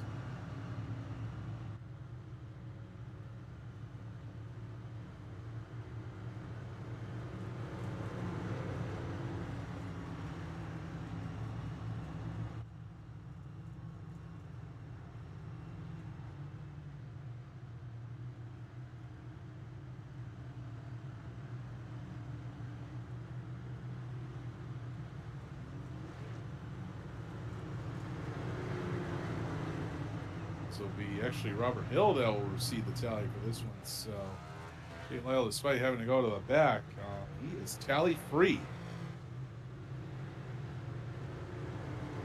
I was trying to work a tally ho joke into there. But yeah, wasn't doing it. I'm too tired at this point.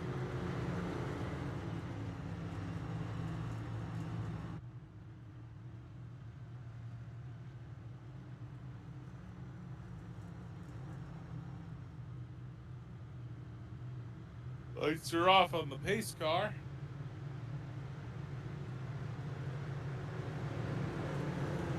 Finally got a 10-lap green flag run last time by. See, took her gone all the way up to the 2nd position, and the good luck keep up. We'll find out here shortly.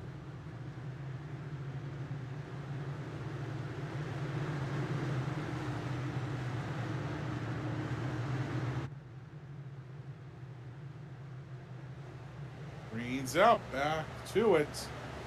Martinsville Seawaves will start to get into later periods of this 250 lapper for the joinaps.com Cup Series. Is actually 56 car will receive a tally, so strike my statement on him getting away from this tally free.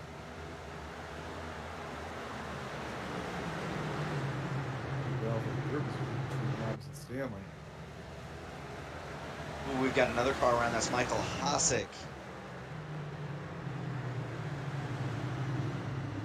18. Is this the most amount of yellow flags you guys have seen at Martinsville?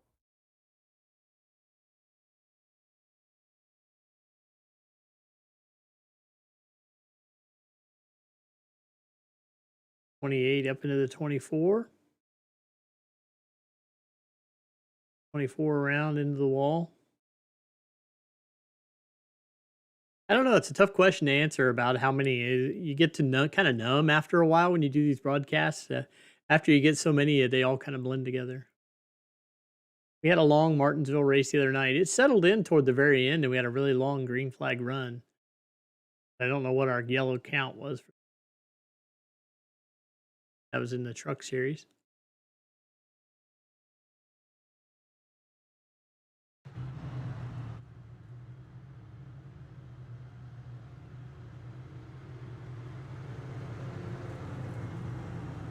I'd heard a little bit in the driver chat that 18 was where the over-under on cautions were. But we are at 18. Yeah, I think we're going over. Yeah, I'll take the over.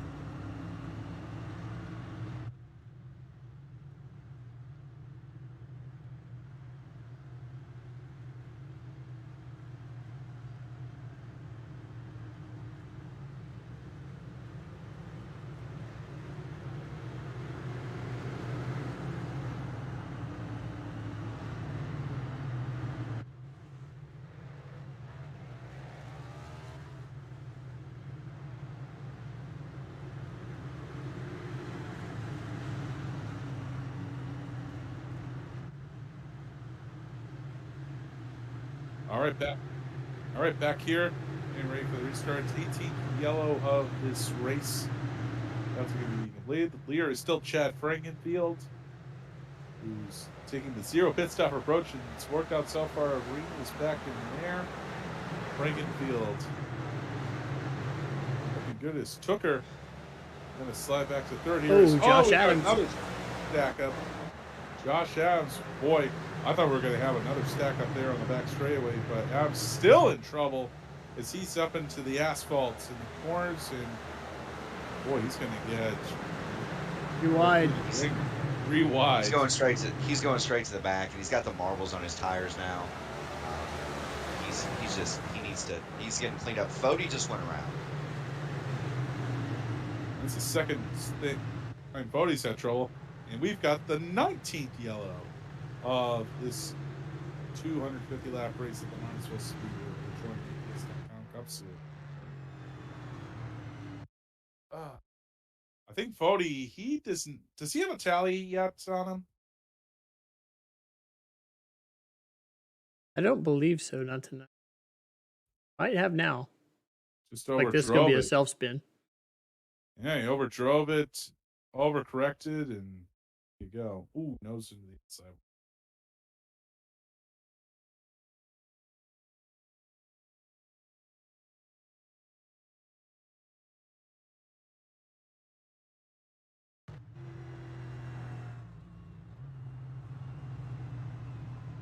Tyler Fody, not looking good for the current points leader of the JoinAPS.com Elite Racing League Cup Series.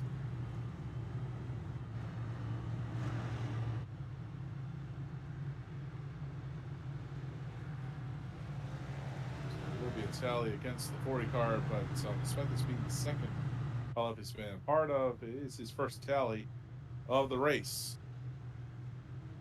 Still a long way to go. Still about 73 laps to go. Lucky dog coming around. You do, and here's the thing. I mean, Tyler Fody had just got himself back on the lead lap. Championship leader Scott Crump, 19 laps down. You know, he's the second protagonist in that three-way championship fight that's pretty hot. Both of those guys not having good days. Chad leading a race. Fody just gets back on the lead lap, trying to make up spots. It's in the corner too hot and spins it out. This time he's going to stay on the lead lap. Got to be a frustrating day for. Got to be a frustrating night for Tyler. I'll tell you what. Even Chad hangs on for this race win. I don't know. Is he happy about the race win, or is the agitation over the conduct of this race going to override that? You know, knowing Chad as we do, he's probably gonna be happy with a race win regardless. There's gonna be some soul searching, I think, from some guys, just in terms of racecraft after this one for sure. You know, we might see Chad go flag to flag here without a pit stop, and that's absolutely amazing to me. And again, you know, great runs. Kwame Scott, by the way, that EOL earlier, he's back up in fourth. It shows how many yellow flags we've had, and not just yellow flags, but also trouble amongst guys that have been out in front. Right, and well, Kwame's race is way up there, to be fair. But certainly, we saw him making the moves before, but 19th yellow coming to a conclusion here. We will have 70 laps to go when they hit the line, and green is out. Another good getaway for Frankenfield. Here we go. Now, can they make some laps? By the way, Scott Crump has come back out onto the speedway. He is, by my count, 19 laps in arrears. Fody has maintained his position on lead lap, so that's something to watch. He is 29th right now, as Chad continues to lead Ethan Stanley second, and Kwame Scott runs out your top three as he's on the outside of Tucker. What a great comeback story for Kwame. Ryan Gable right now, and I think he's fairly satisfied with the decision in Las Vegas. This week's run with how much of a food processor this race has been. As we see Scott trying to get to the outside of Tucker. Of course, we know Scott's got tires after, of course, he pitted pit road penalty. The 99 put him to the back, but been able to overcome it since Tucker, he's actually going to tuck in behind and surrender the third position to Kwame Scott. That's a good run, right? It's a good run for Tucker. You know, if I'm him, I'm gonna say, look, if I can get out of here with all the fenders on this thing in a top 5, that's gonna be good enough for me, right? You know, everybody has a different agenda in a race. You know, some guys are gonna be happy with just a top 5. Tucker might be one of those guys. Chad's probably not gonna be happy unless he walks out here with a win, and even then he might not be happy. If you're Fody back there sitting in 20, if you're Fody and you're sitting back there in Val, 26th place now, well, we got a spinner. We got number 10 round. That's in Delicato. Oh, just when we had a battle going on for position, top 10. We're under caution for the 20th time. Oh boy.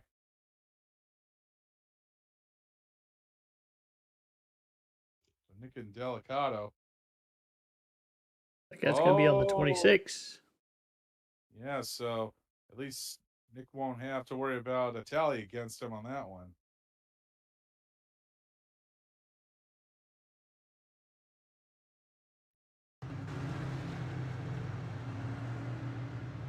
Hearing speculation that 22 is the record.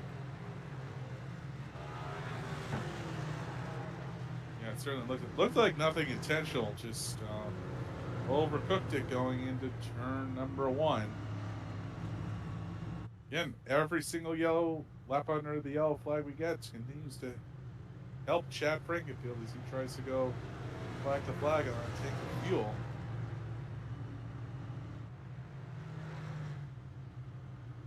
Although, as I said that, I thought he was going to down to pit Roper sitting there, but 26.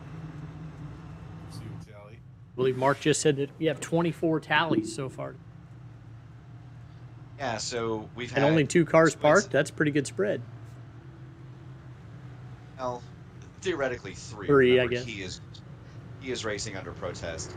I'm fairly confident about both of those calls, by the way. That is amazing, though, that we've had all these crashes and we haven't had any repeats. They're saying in the chat, call some racing incidents. I am an insurance adjuster, so you hit somebody in the back end, it's never nobody's fault, right? It's always going to be the car doing the striking, and these cars have brakes too, and sometimes guys need to be reminded of that. The car in front of you is not the brakes, right? True. But I think the number of tallies here, Connor, is more reflective. The number of cautions and tallies is more reflective of the treacherousness of the track and the setup than it is of the talent. Yeah, I think so too, especially considering you've had, it feels like half of these incidents have been caused by guys just getting a little too cute trying to get all that grip down the inside and clipping the curb and upsetting their cars and looping them around. And I'd love to be able to just say no harm, no foul as race control. Rule book says that you bring out a caution. You get the black mark there. And hitting the curb here in Martinsville in these Cup cars, these next gen cars, is an immediate spin. There's no forgiveness there. Those are not Connor FIA curbs down there. That's like a street curb almost. Oh, absolutely. You've seen any footage racing Martinsville, and they show you that curve. That's got to be probably about half a foot right there.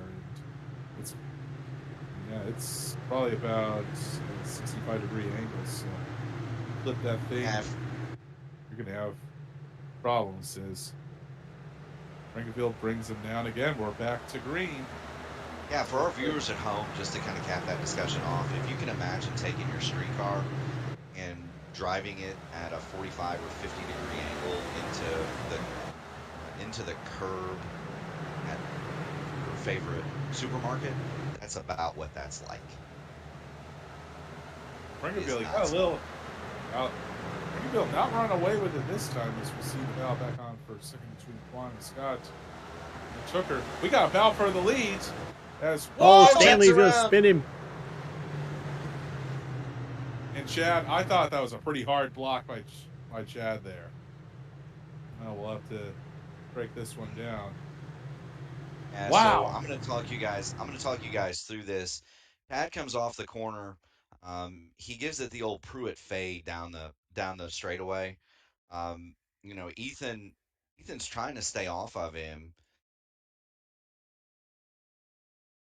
And he kept coming down. Yeah. Now that one we are going to call a racing incident. I'll tell everybody now. We're going to call that a racing incident. Chad through the block. Ethan staying out of him or trying to stay out of him. Ethan brakes at the normal location for braking. He's braking actually well before where I would have. My braking mark was the stripe on the wall there. So we're going to call that no harm, no foul. You guys can monitor the voice chat when I do it. Please hold. Unfortunately, I don't have access, so you'll have to fill me in. I'll tell you what he says. Dad's already taken credit or taking blame for it, so that'd be. Yeah, I mean he threw the block, pure and simple there, and he paid the price for it. So hey, at least he didn't take anybody with him, so that's the good news. Caution number 21.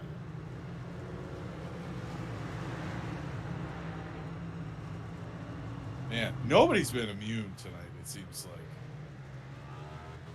And now all of a sudden, Kwame Scott back up to second position. He's going to be on the front row for this restart.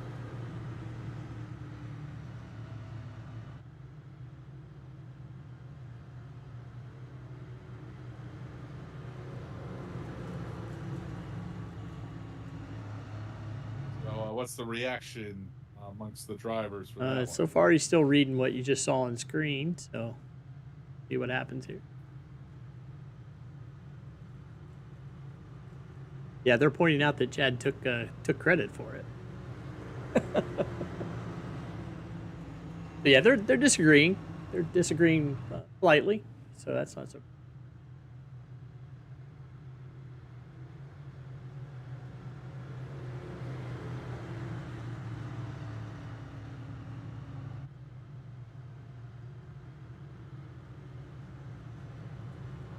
Boy, so bit of a shuffle once again here in the top 10. Finally, your leader, Scott second, Tooker, Massey, Weeks, your top 5. Weeks, another driver that's been in trouble tonight.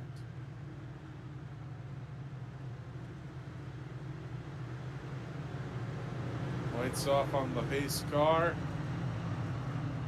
Still not to the lap 200 mark. We're almost there, but 21 yellow flags here in the first 198.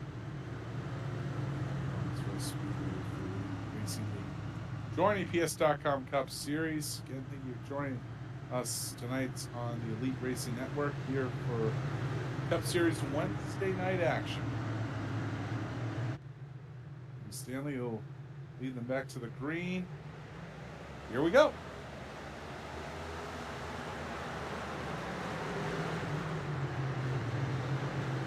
Now Kwame's made it all the way back up to second here. So pit road penalty.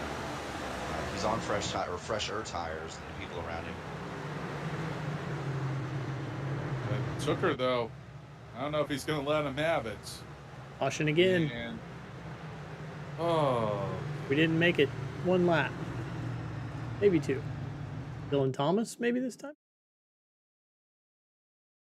30 car. This is fun. We're having fun. Making memories. In the outside wall by himself. Let's see, did he have any help? Ooh. Whoa. Whoa. Net coach. Oh, yeah. That was massive net code. Net code, baby. But yeah, it kind of started when the 28 gets into the 37. It's almost like that's net code off the 28 that iRacing was thinking he was coming. Yeah, I think that's a... yeah, hard to really pin a blame on anyone there. I think that's just technology being stupid. Yeah, you can't fault the technology for too much, though. It's amazing enough what we got there, but every now and then, what can you do? That's obvious net code on my side. Looking at that replay, Dylan's car changes direction, and there's like 3 feet almost between him and the 37. So we're gonna go with net code there. you're right. It wasn't netcode off. It wasn't netcode off the 37. It was netcode off the car that iRacing thought was going to run him over, but Yeah, didn't. it was trying to predict. Hey, Well, it's considering the I've said way it. that we've gone tonight, that the race has gone tonight, you know, it's hard to fault iRacing for having trouble predicting there, considering these guys have a wall. Well, Should say and on the wall. let's be fair too. You know, iRacing is the best program in the world at what it does. Um, you're always going to have this kind of thing, right? You play R Factor, you play Automobilia, you play Assetto Corsa. There's netcode involved in all of those things when you get massive multiplayer games. It's just a matter of this, you know, the system and so forth.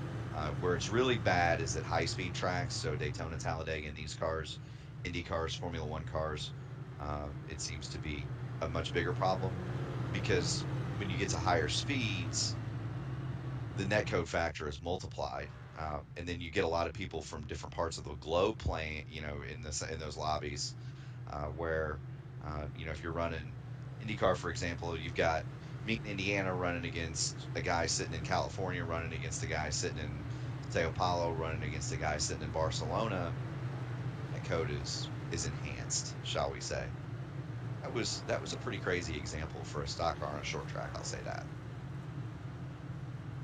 So Scott back to third for this restart, but I think it could be a blessing in disguise as that puts him back on the inside line. I was going to say he'll be second before too much longer, and then it's just a matter of can he run down Ethan? Can we put enough green flag laps together for him to run down Ethan? And well, we're gonna see here, at least for this restart. We're back to green. 36 laps to go. Holy mackerel! Nick Delicato just made a move around 3 lanes of traffic, 3 wide, and they all made it stick. They're still 3 wide. And Nick Massey up to third position. He's quietly moved forward. He's been close to a couple of incidents out there, but it's been a good run out of it. Here's now we're down to 45 laps to go. They're still mixing it up in the back of the field. Whoa, we got a crash in the back. Brent Jones. And we got a crash.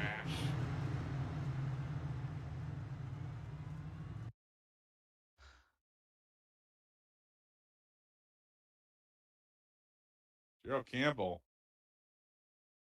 been at the thick of some of these incidents. Well, it starts with a 20.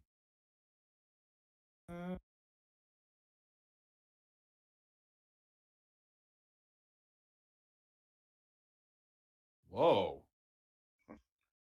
You think we could see that in real time? Yeah, hold on. I'm a little curious. I'm sure what led up to that. It's one of those. Let's see inside. I think he just kind of forgot his braking point there when he swung back up from the inside. I think that's what happened there.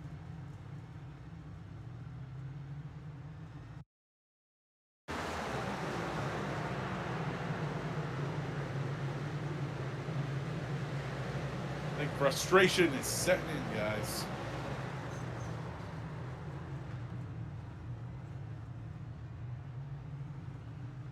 See what happened to the A4.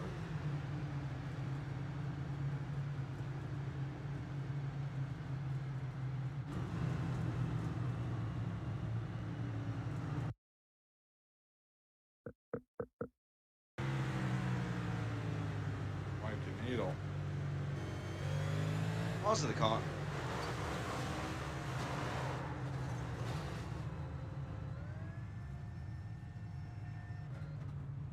Getting up high above the concretes, never a good thing in Martinsville, as we have seen so many times in this one.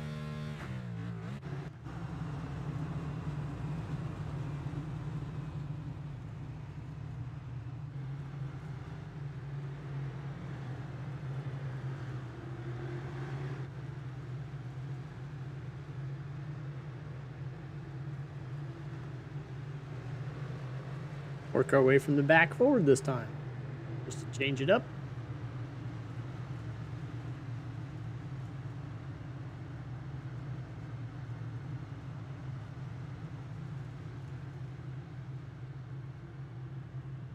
So Goodman, probably one of the few guys not to have problems tonight. It's not of his own doing.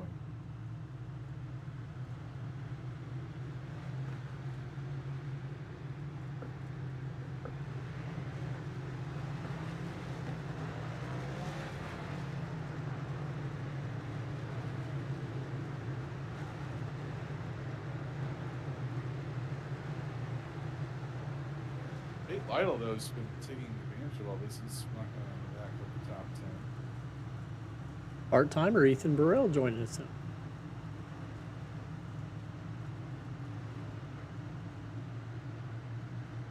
It's doubled up. See green flag this time. Mr. Well-paced car is back on the pit road. And the 23rd yellow flag. Martinsville 250 for the JoinAPS.com Cup Series in round 6 of the 2023A season. We're back to it now. Following the stories that I was looking at, Tyler Fode has made it up to 20th position, trying to salvage some spots. We've got more cars around. Oh goodness! I think we have a third tally. Oh no!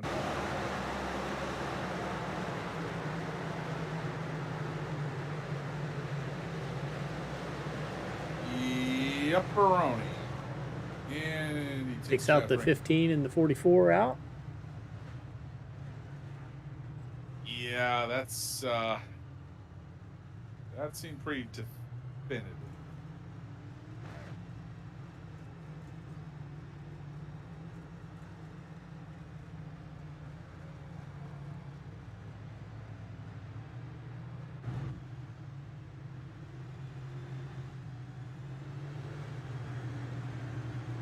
Boy, it's definitely been one of those races. I sure hope that the Cup race next April isn't going to be like this one. My dinner is going to be really cold by the time I get. Now, see, I had dinner for you. I was optimistic that maybe I could eat before 11. I don't know. That's going to do it for the 33 car tonight. Yeah, so he's been instructed to report to pit road,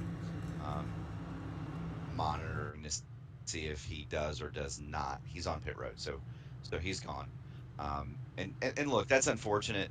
I do not want to ever have to make that call or ever make that decision.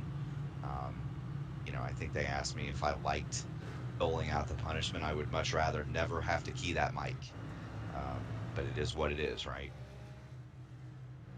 Them's the rules, as they say. Those are the rules, and we're going to follow them. We all agreed to them when we signed up. So we've got Ethan Stanley out front. Kwame Scott now has the unpreferred line on the top, as it were. We saw some of this.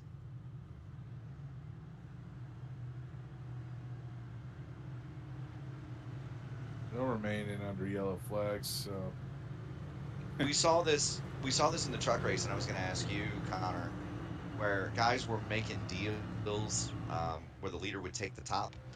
We would see guy on the bottom allow them down in front so that L didn't get past. I wondered if you got any thoughts as to whether or not we may see that, or if Ethan is going to stay on the bottom, knowing the speed of Kwame Scott and knowing that Nick Massey might be able to give him a challenge there if he gets the inside. I think you're too late in the race to be making deals, even with the amount of yellow flags we've had. Though I just don't think you can make a deal, especially if somebody up at the front does make a mistake and it's to your detriment. That is true. And if you're Tooker sitting there in fourth, and he's been on TV a lot tonight, but if your Tooker sitting in fourth or Wright in fifth, Chris Wright, he might be sitting in a pretty good spot. John Cutlip, John's a smart racer. He's an admin in the series. He's very, very quick and very clean. He's also our rookie point leader, and he's sitting 6th. So you got a lot of quick guys up there as we come back to the green flag. Ethan Stanley going to lead him down. Ethan Stanley still in the catbird seat at the Martinsville Speedway as we approach 30 laps to go. Kwame Scott's, though, no problem getting back in the second position. Here comes Nick Massey for third. Tim Tucker. Oh, as Absolutely. we see, as Scott's, he tried to look as we we got cars around on the front. Caution's out. Big mess on the front straightaway. 1, 2, 3, 4, 5, 6 cars involved. I was just about to say, Kwame Scott, he made a little bit of a mistake. He to the outside of Stanley. He almost opened up the inside, but he gets stayed by another yellow flag.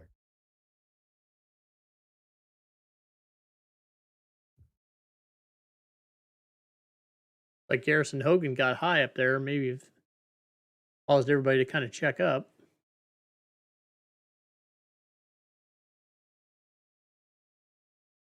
Yeah, just another stack up.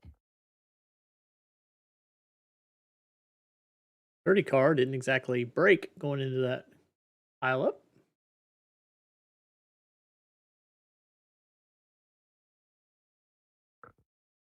Yeah, I'm not quite sure how to call that one.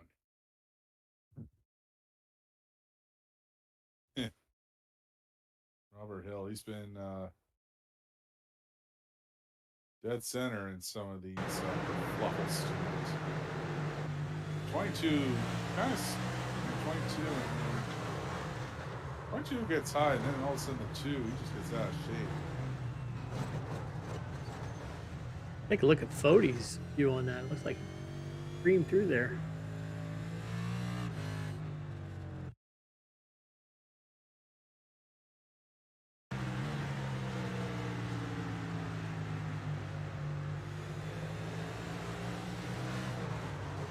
Contact, and then he gets contacted to the 2 again. Tyler Fody probably kicking himself for his mistake early on. All stuck in the back. The crazies.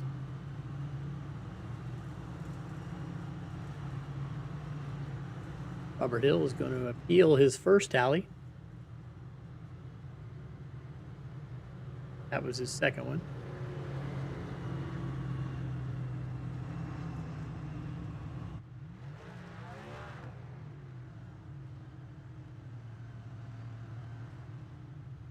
It's been a rough and tumble one, to say the least, here.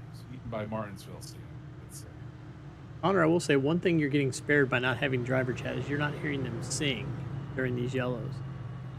No. Yeah. Okay, I'm definitely thankful right now. Yeah. I got singing race car drivers in my right ear. What are they singing? I think that was Beastie Boys, right? Fight for your right to party. Oh. Not a good version of it.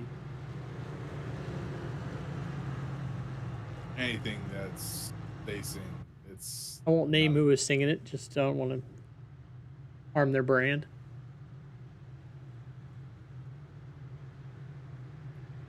Well, lights are off. Be 25 laps to go when we go back to green. So the rate we're going, probably about another 30 minutes. There have been so many tallies in this race that I actually could not read my own writing in terms of who had the tally. So my apologies to It's Robert. amazing. That is his first. Yeah, it's amazing that. That is his second tally of the event. That is his first tally.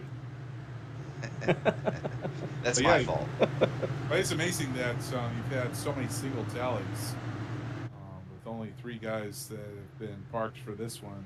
But in any case, we're back to green again. 25 laps. 5 to go. Watching the back of the field there, they're starting to stack up in a accordion. Everybody makes it through, though.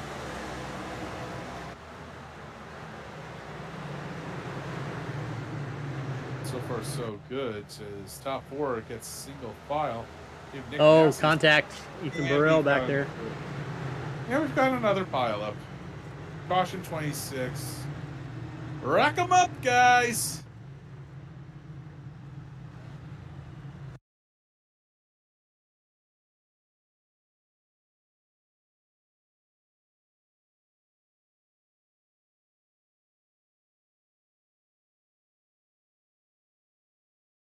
Ethan gets high. Fody goes high.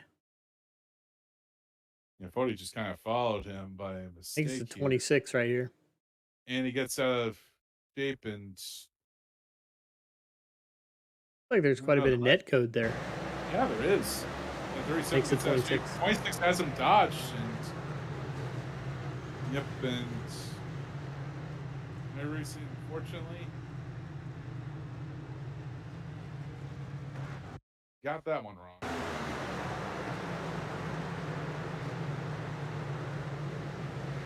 We also had to spin a little bit further back.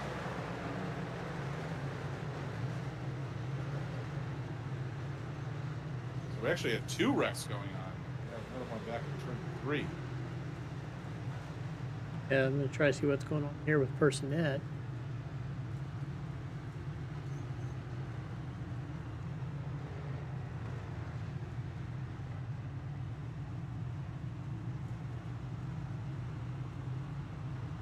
I get the feeling there's going to be more scores to sell after this one.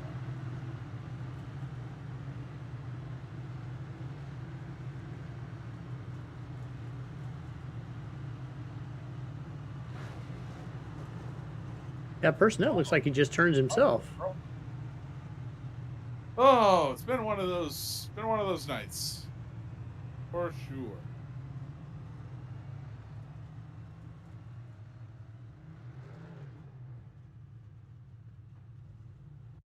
Yeah, it doesn't look like there's anybody near him.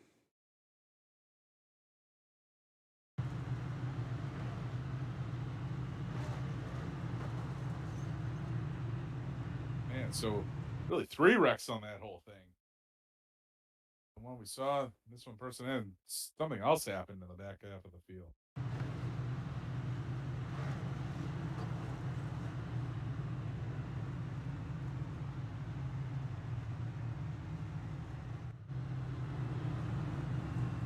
Boy, don't ask me on that one. That was very. See what happened to Andrew Rucker here.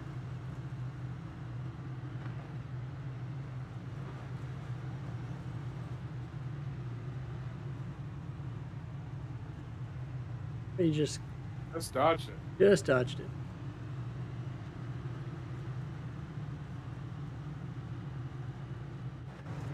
So racing incident declared on this one. Yeah, so basically what you've got is you've got him 3 wide. Hasek really couldn't go anywhere. That's a racing incident. With a little net code. The little net code. The 37's deal was a huge net code, and then I have no idea why the 18 spun like that under yellow on the front stretch. Anyway, go back to green. Ethan Stanley gets the drop.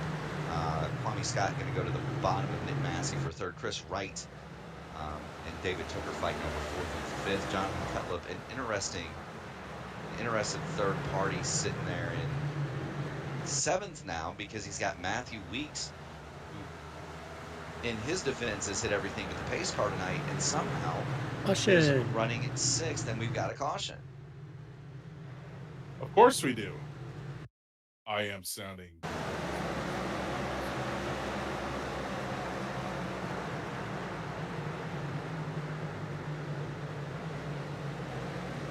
Trey Holmes into the back of Andrew Rucker.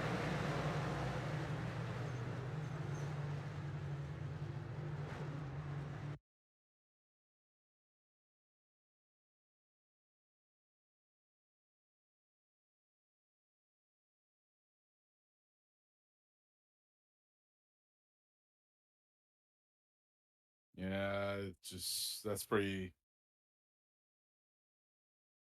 I mean, there was a little bit of a stack up in front, but once again, I think that was just more guys just not given needed space.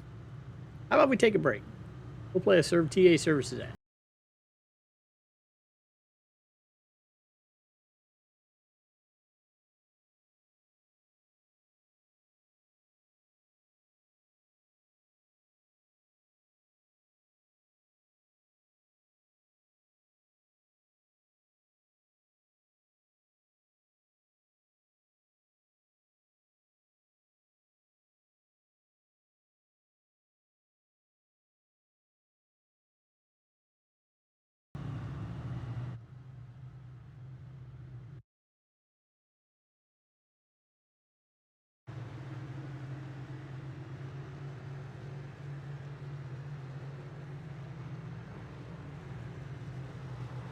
And as you can see here, we've got crashing under caution.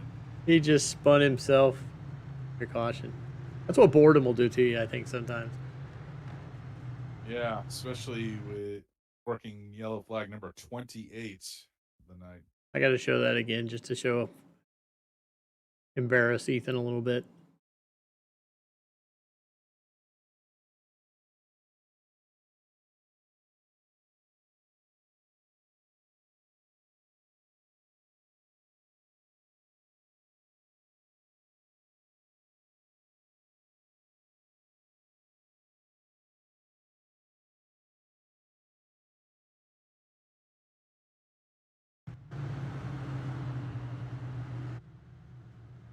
Oh.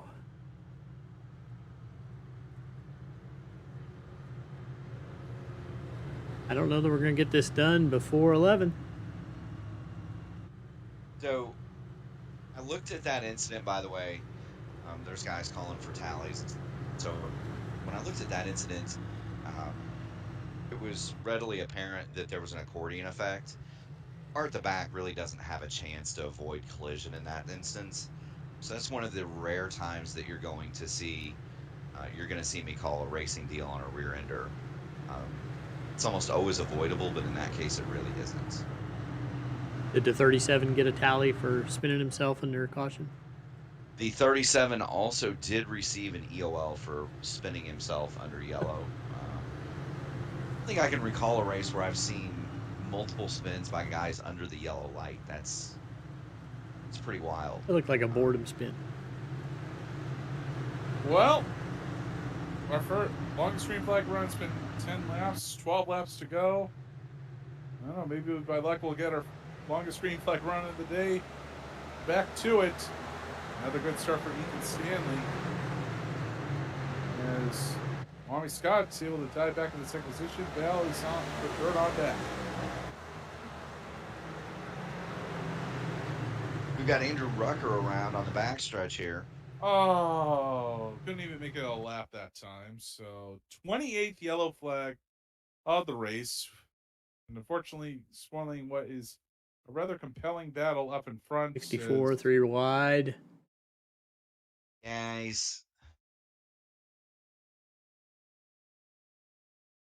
mean, 40, it's one of those deals. Fode's down there. They're 3 wide.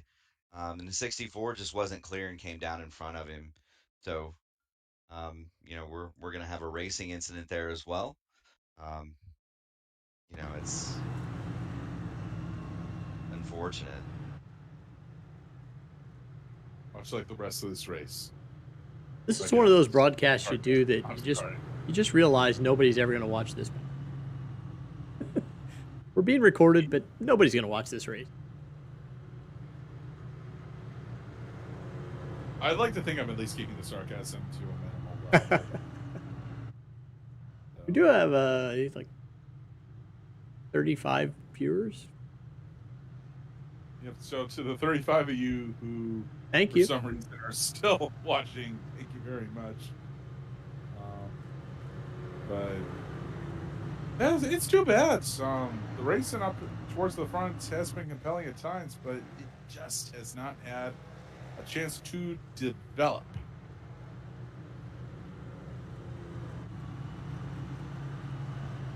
Of course, a reminder, join us next Wednesday, please, as going to let things fly a little bit more, as we're going to go to Monster Mile Dover Downs for 200 miles, 200 laps next week. So gonna get so a lot less braking and a lot more throttle as we tackle the concrete islands.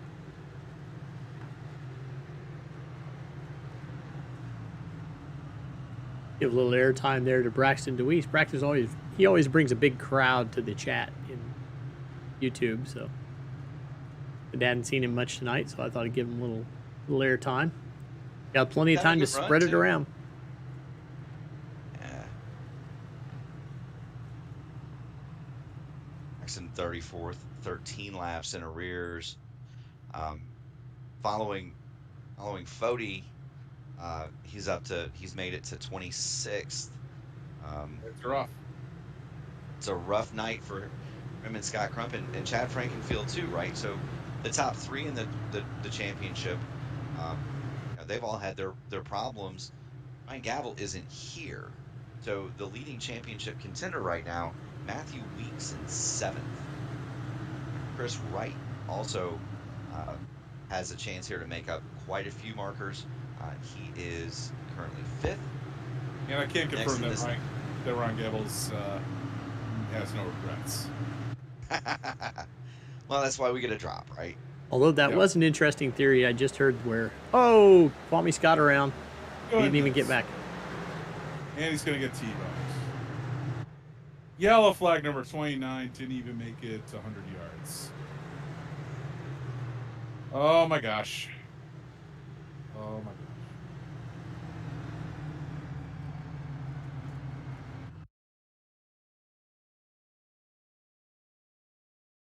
Well, let's see. Got no, he's on the concrete.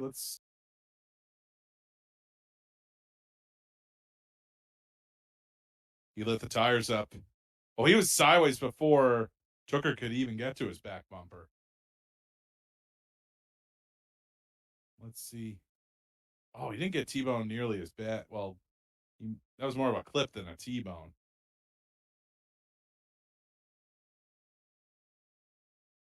Wow. Oh, wow. Oh, wow.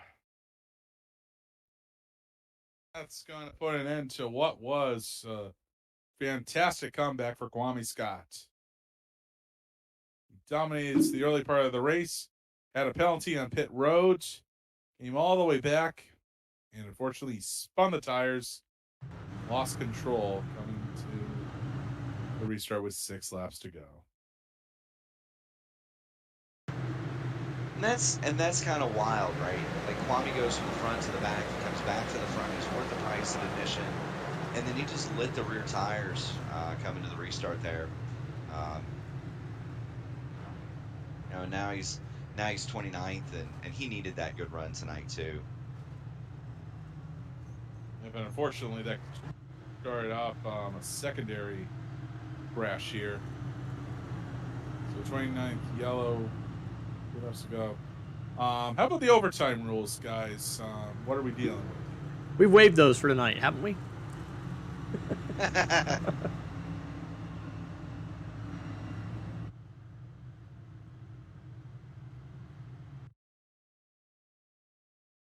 And that's unfortunate. This accident unfortunate too, because it's one of those things where you got Kwame bouncing off the inside wall, and there's just nowhere for those guys to go. It's a product of Martinsville racing, and it's unfortunate. But there's guys in the voice chat. What about them crashing under yellow? There's nowhere for those guys to go.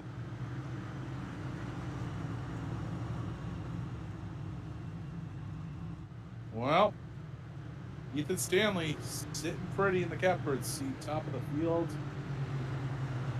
What a night for Tooker, too. Talking about. What a Go ahead, Connor. Nope, go ahead. I know you guys are the experts here. Oh, it's an amazing night for David Tooker. It's a great night for Ethan Stanley. John Cutlip, rookie leader, 4th. Chris Wright, 5th. Nate Lytle has somehow found his way back up to 6th. And Matthew Weeks is going to pick up an absolute ton of points. He might leave here either the points leader or pretty close to it. So lights are off on the pace car. I believe we're going to go. Are we going to go past most of the distance here? There are 3 attempts at a green-white checker. This will be the first attempt. Yes. All right, so we're already into the overtime period.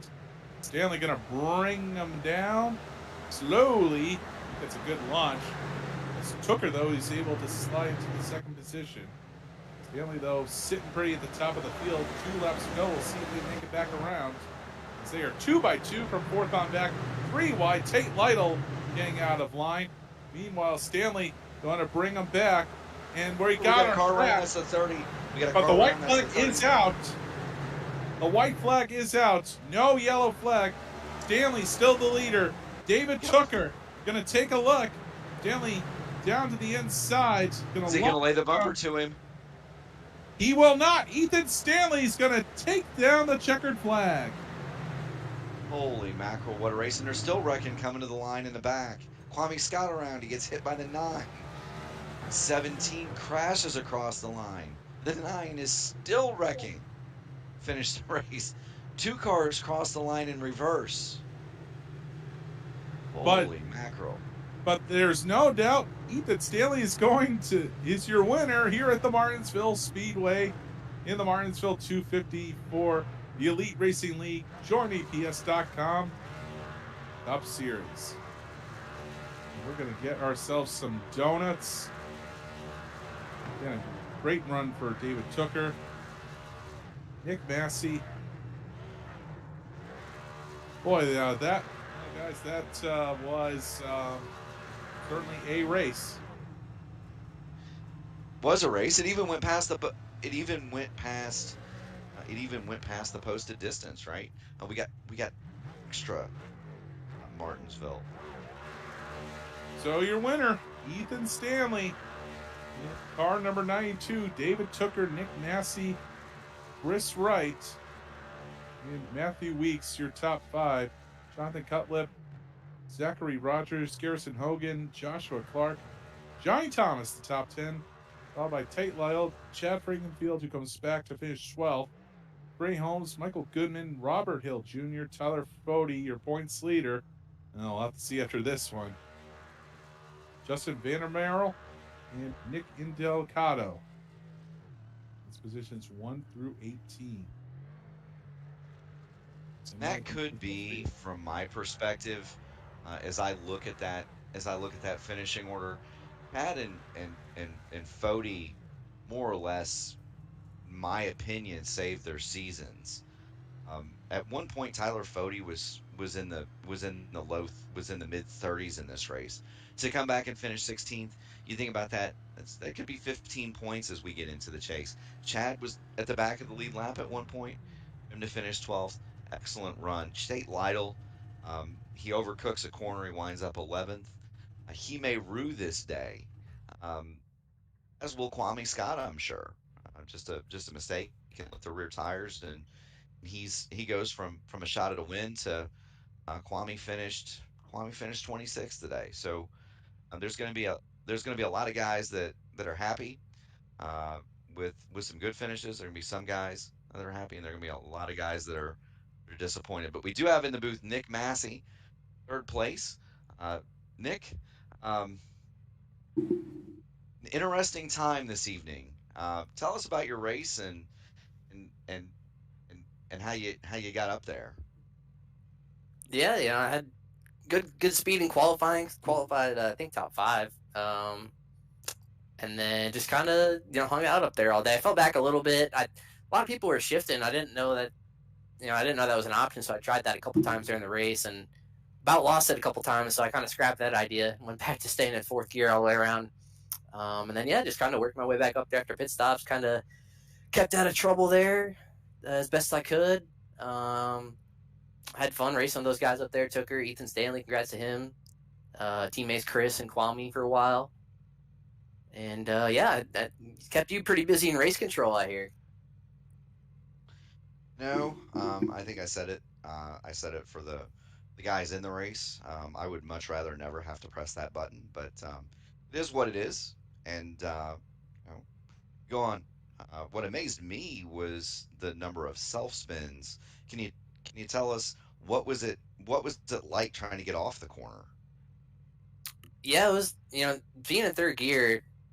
For those guys that were doing it, you had to keep a pretty wheel. There's something weird with the steering, with the setup or the car. I don't know, but if you come off the corner and you get a little loose and you try to correct it a little bit to the right, it just kind of takes off on you, and you pretty much just nose it in the wall. So it's super sensitive on the steering coming out of the corner. So I think that's probably most of what was going on tonight. But yeah, other than that, I mean, pretty solid night. Fun to drive. Gotcha. Well, congratulations on the podium finish, Connor. Do you have anything for our 3rd place finisher this evening? I'm just curious what the closest call you had tonight was. Looks like everybody had at least one. Yeah, I would say, second to last restart there. I was starting third, and Kwame was up there P2, and I was just going, getting a restart, and all of a sudden, he comes out of nowhere and spun the tires, and about took me with him. So I'm lucky the car kept straight and was able to keep powering through that because what allowed me to bring it home P3 there. Who would you like to thank for your third place finish tonight? Yeah, just shout out to all my teammates, Chris, Fody, who was up there for a while and he got spun around or something happened there. Unfortunate, but yeah, Chris, Fody, Kwame, Gavel, who couldn't make it here tonight, and then Josh Robin, who I think didn't make the race, unfortunately. But yeah, thanks to you guys too for doing the broadcast. I'm sure it was some interesting stuff going on back there. Absolutely. Well, thank you so much, Nick. Again, congratulations on surviving Martinsville. Go and celebrate your podium, and we'll see you. We'll see you next week for Dover. Hopefully, a little bit more tame for us all, right? Yeah, hopefully. Thanks, guys. Sir, you have a good night. You hear? So that was Nick Massey, our third place finisher. Into the booth steps David Tooker, a popular fixture on the broadcast this evening. Mr. Tooker, um, second place. How's that feel for you? I think considering how the race was going, I'm happy with it. Not very fond of the Cup car. It's never been my favorite thing to drive. I've always loved the Xfinity and now the new ARCA car. But I knew going into tonight, I've had chances to win at Martinsville. I've ran up front. I've even won a race at Martinsville, so I knew I was going to be good here. Just was starting on the outside was the killer there. I felt like second to fourth on the restarts was in such a vulnerable spot. Trying to time the restarts on the outside and trying to get in line in front of those guys starting on the bottom was really the toughest thing. And finally got a chance to do that on the last restart and had a lap to possibly try to get the win from Ethan there. I gave him a shot going down into turn 3 and 4 to try to move him out of the way. It just wasn't enough. So, I as much as I wanted to win there, I wasn't going to go up there and take him out. That was not my thing to do there. I would have much rather finished second than dump a guy for a win. So, but overall, I think I'm happy with the results. David, a lot of close calls out there tonight. What was the closest call you had? The closest call, really, shoot, hard to remember which one or where it was. If anything, the closest call was Chad blocking all the way down to the curb in turn 3, which if I'm Ethan Stanley, I'm doing the same thing. I'm there. The corner is essentially my corner if I'm next to you, but you're also in the same situation as Chad, where you got to try to hold the lead as long as you can, considering how the race is going. But other than that, that was my really big issue. I felt like I kept myself up front and out of the mess, which was my goal tonight, and got away with a relatively clean car. So can't ask for much better than that. Speaking of clean cars, wonderful, wonderful job keeping that thing clean. You brought it home from Martinsville with all 4 fenders on it. There are some names painted on the side of that car. Who would you like to shout out to this evening and thank for helping you out? Everybody here at the Elite iRacing Series, I feel like we underestimate just how much people and how much effort it takes to make this thing run as good as it does. So thank you to everybody at Elite iRacing and everybody that's helped make this league run as well as it does. I mean, I know short tracks really aren't our thing, and we don't typically run the greenest of races here, but it takes all of us working together to not lose our heads and keep everybody calm and have a good time while doing it, even if it's going like this. So shout out to everybody at Elite. Also, all of our sponsors: Join Apps, Worldwide Technology, Raceway, JD Designs, TA Services, Blue Egg Marketing. I think that's everybody. I think I got everybody this time. But also everybody at the Pro Edge Racing Garage. With the new season update coming out for iRacing, we didn't really know what was going to be changed with this Cup car. And we messed around a lot with some settings in practice and seeing what worked, and we felt like none of us could do the same thing. We all had to find our individual sets. So it was nice to get some feedback from the guys and try things, and luckily I was able to find something that worked for me. But like I said, everybody at the Pro Edge Racing Garage and also you guys up in the booth, what you're doing up here, really appreciate it. Thank you, David, and go celebrate, young man. Great job. Thank you, boys. And that brings us to the man of the hour, Ethan Stanley, our winner tonight at Martinsville in the Martinsville 250. I raced against him Sunday at Charlotte. He won that too, well, wait a minute, you didn't win that one. But raced against Close. each other at Charlotte. You're close. Raced against each other at Charlotte, then went and raced. What was it? IRL ones at Texas. This man will race anything. He's fast and everything.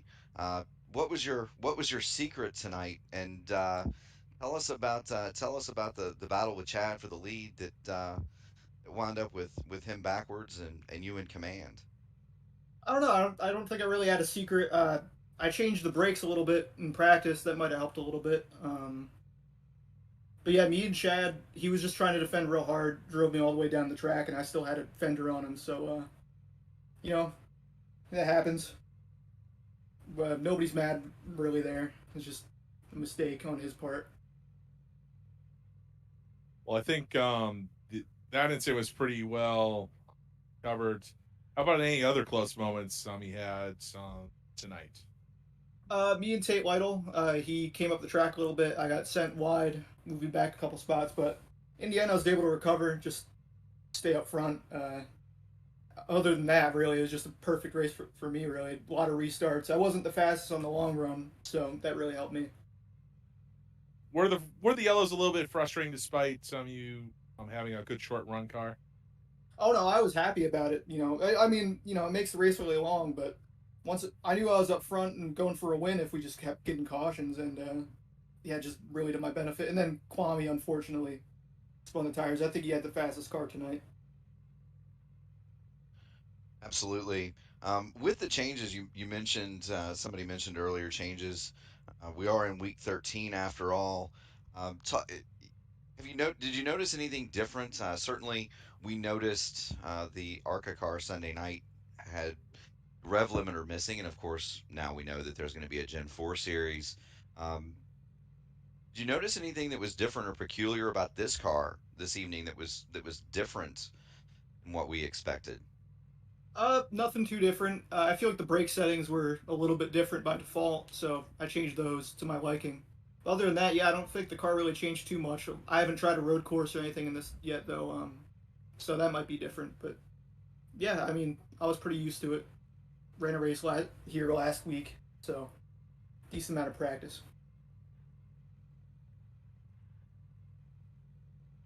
Perfection. Well, Ethan, it's always a pleasure to race against you and with you. Also, a pleasure having you up here in the booth. Congratulations on your win. Before you go celebrate, anybody you'd like to thank, shout out to before you go. Yeah, big shout out to my new sponsor, One Up Games and Repairs, based in Bay City in Saginaw, Michigan.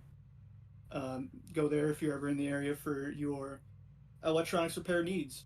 And as well, thanks to you guys for making this broadcast happen. I know this is a long race, long time commentating, and just shout out to all the sponsors to the series, of course, and shout out to everybody that makes it happen.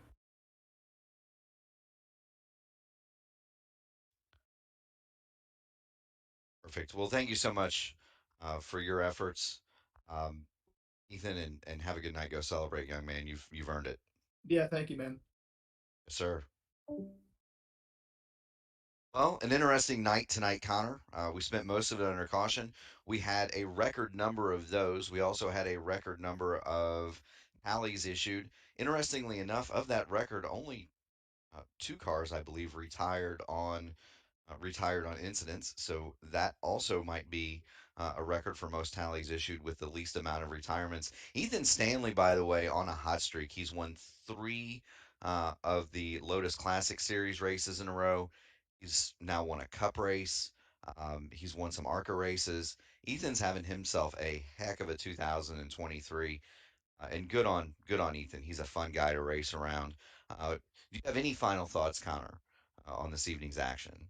Well, it's I feel like I'm kind of stuck in Groundhog Day right now. This is the second race in less than a week that's had an excessive amount of cautions. But tell you what, though, the action though on the restarts were something else, and definitely had some moments out there, but definitely just a great job by Ethan Stanley, especially on those late restarts to keep his head cool and come away with it. But hey, it was still a good time.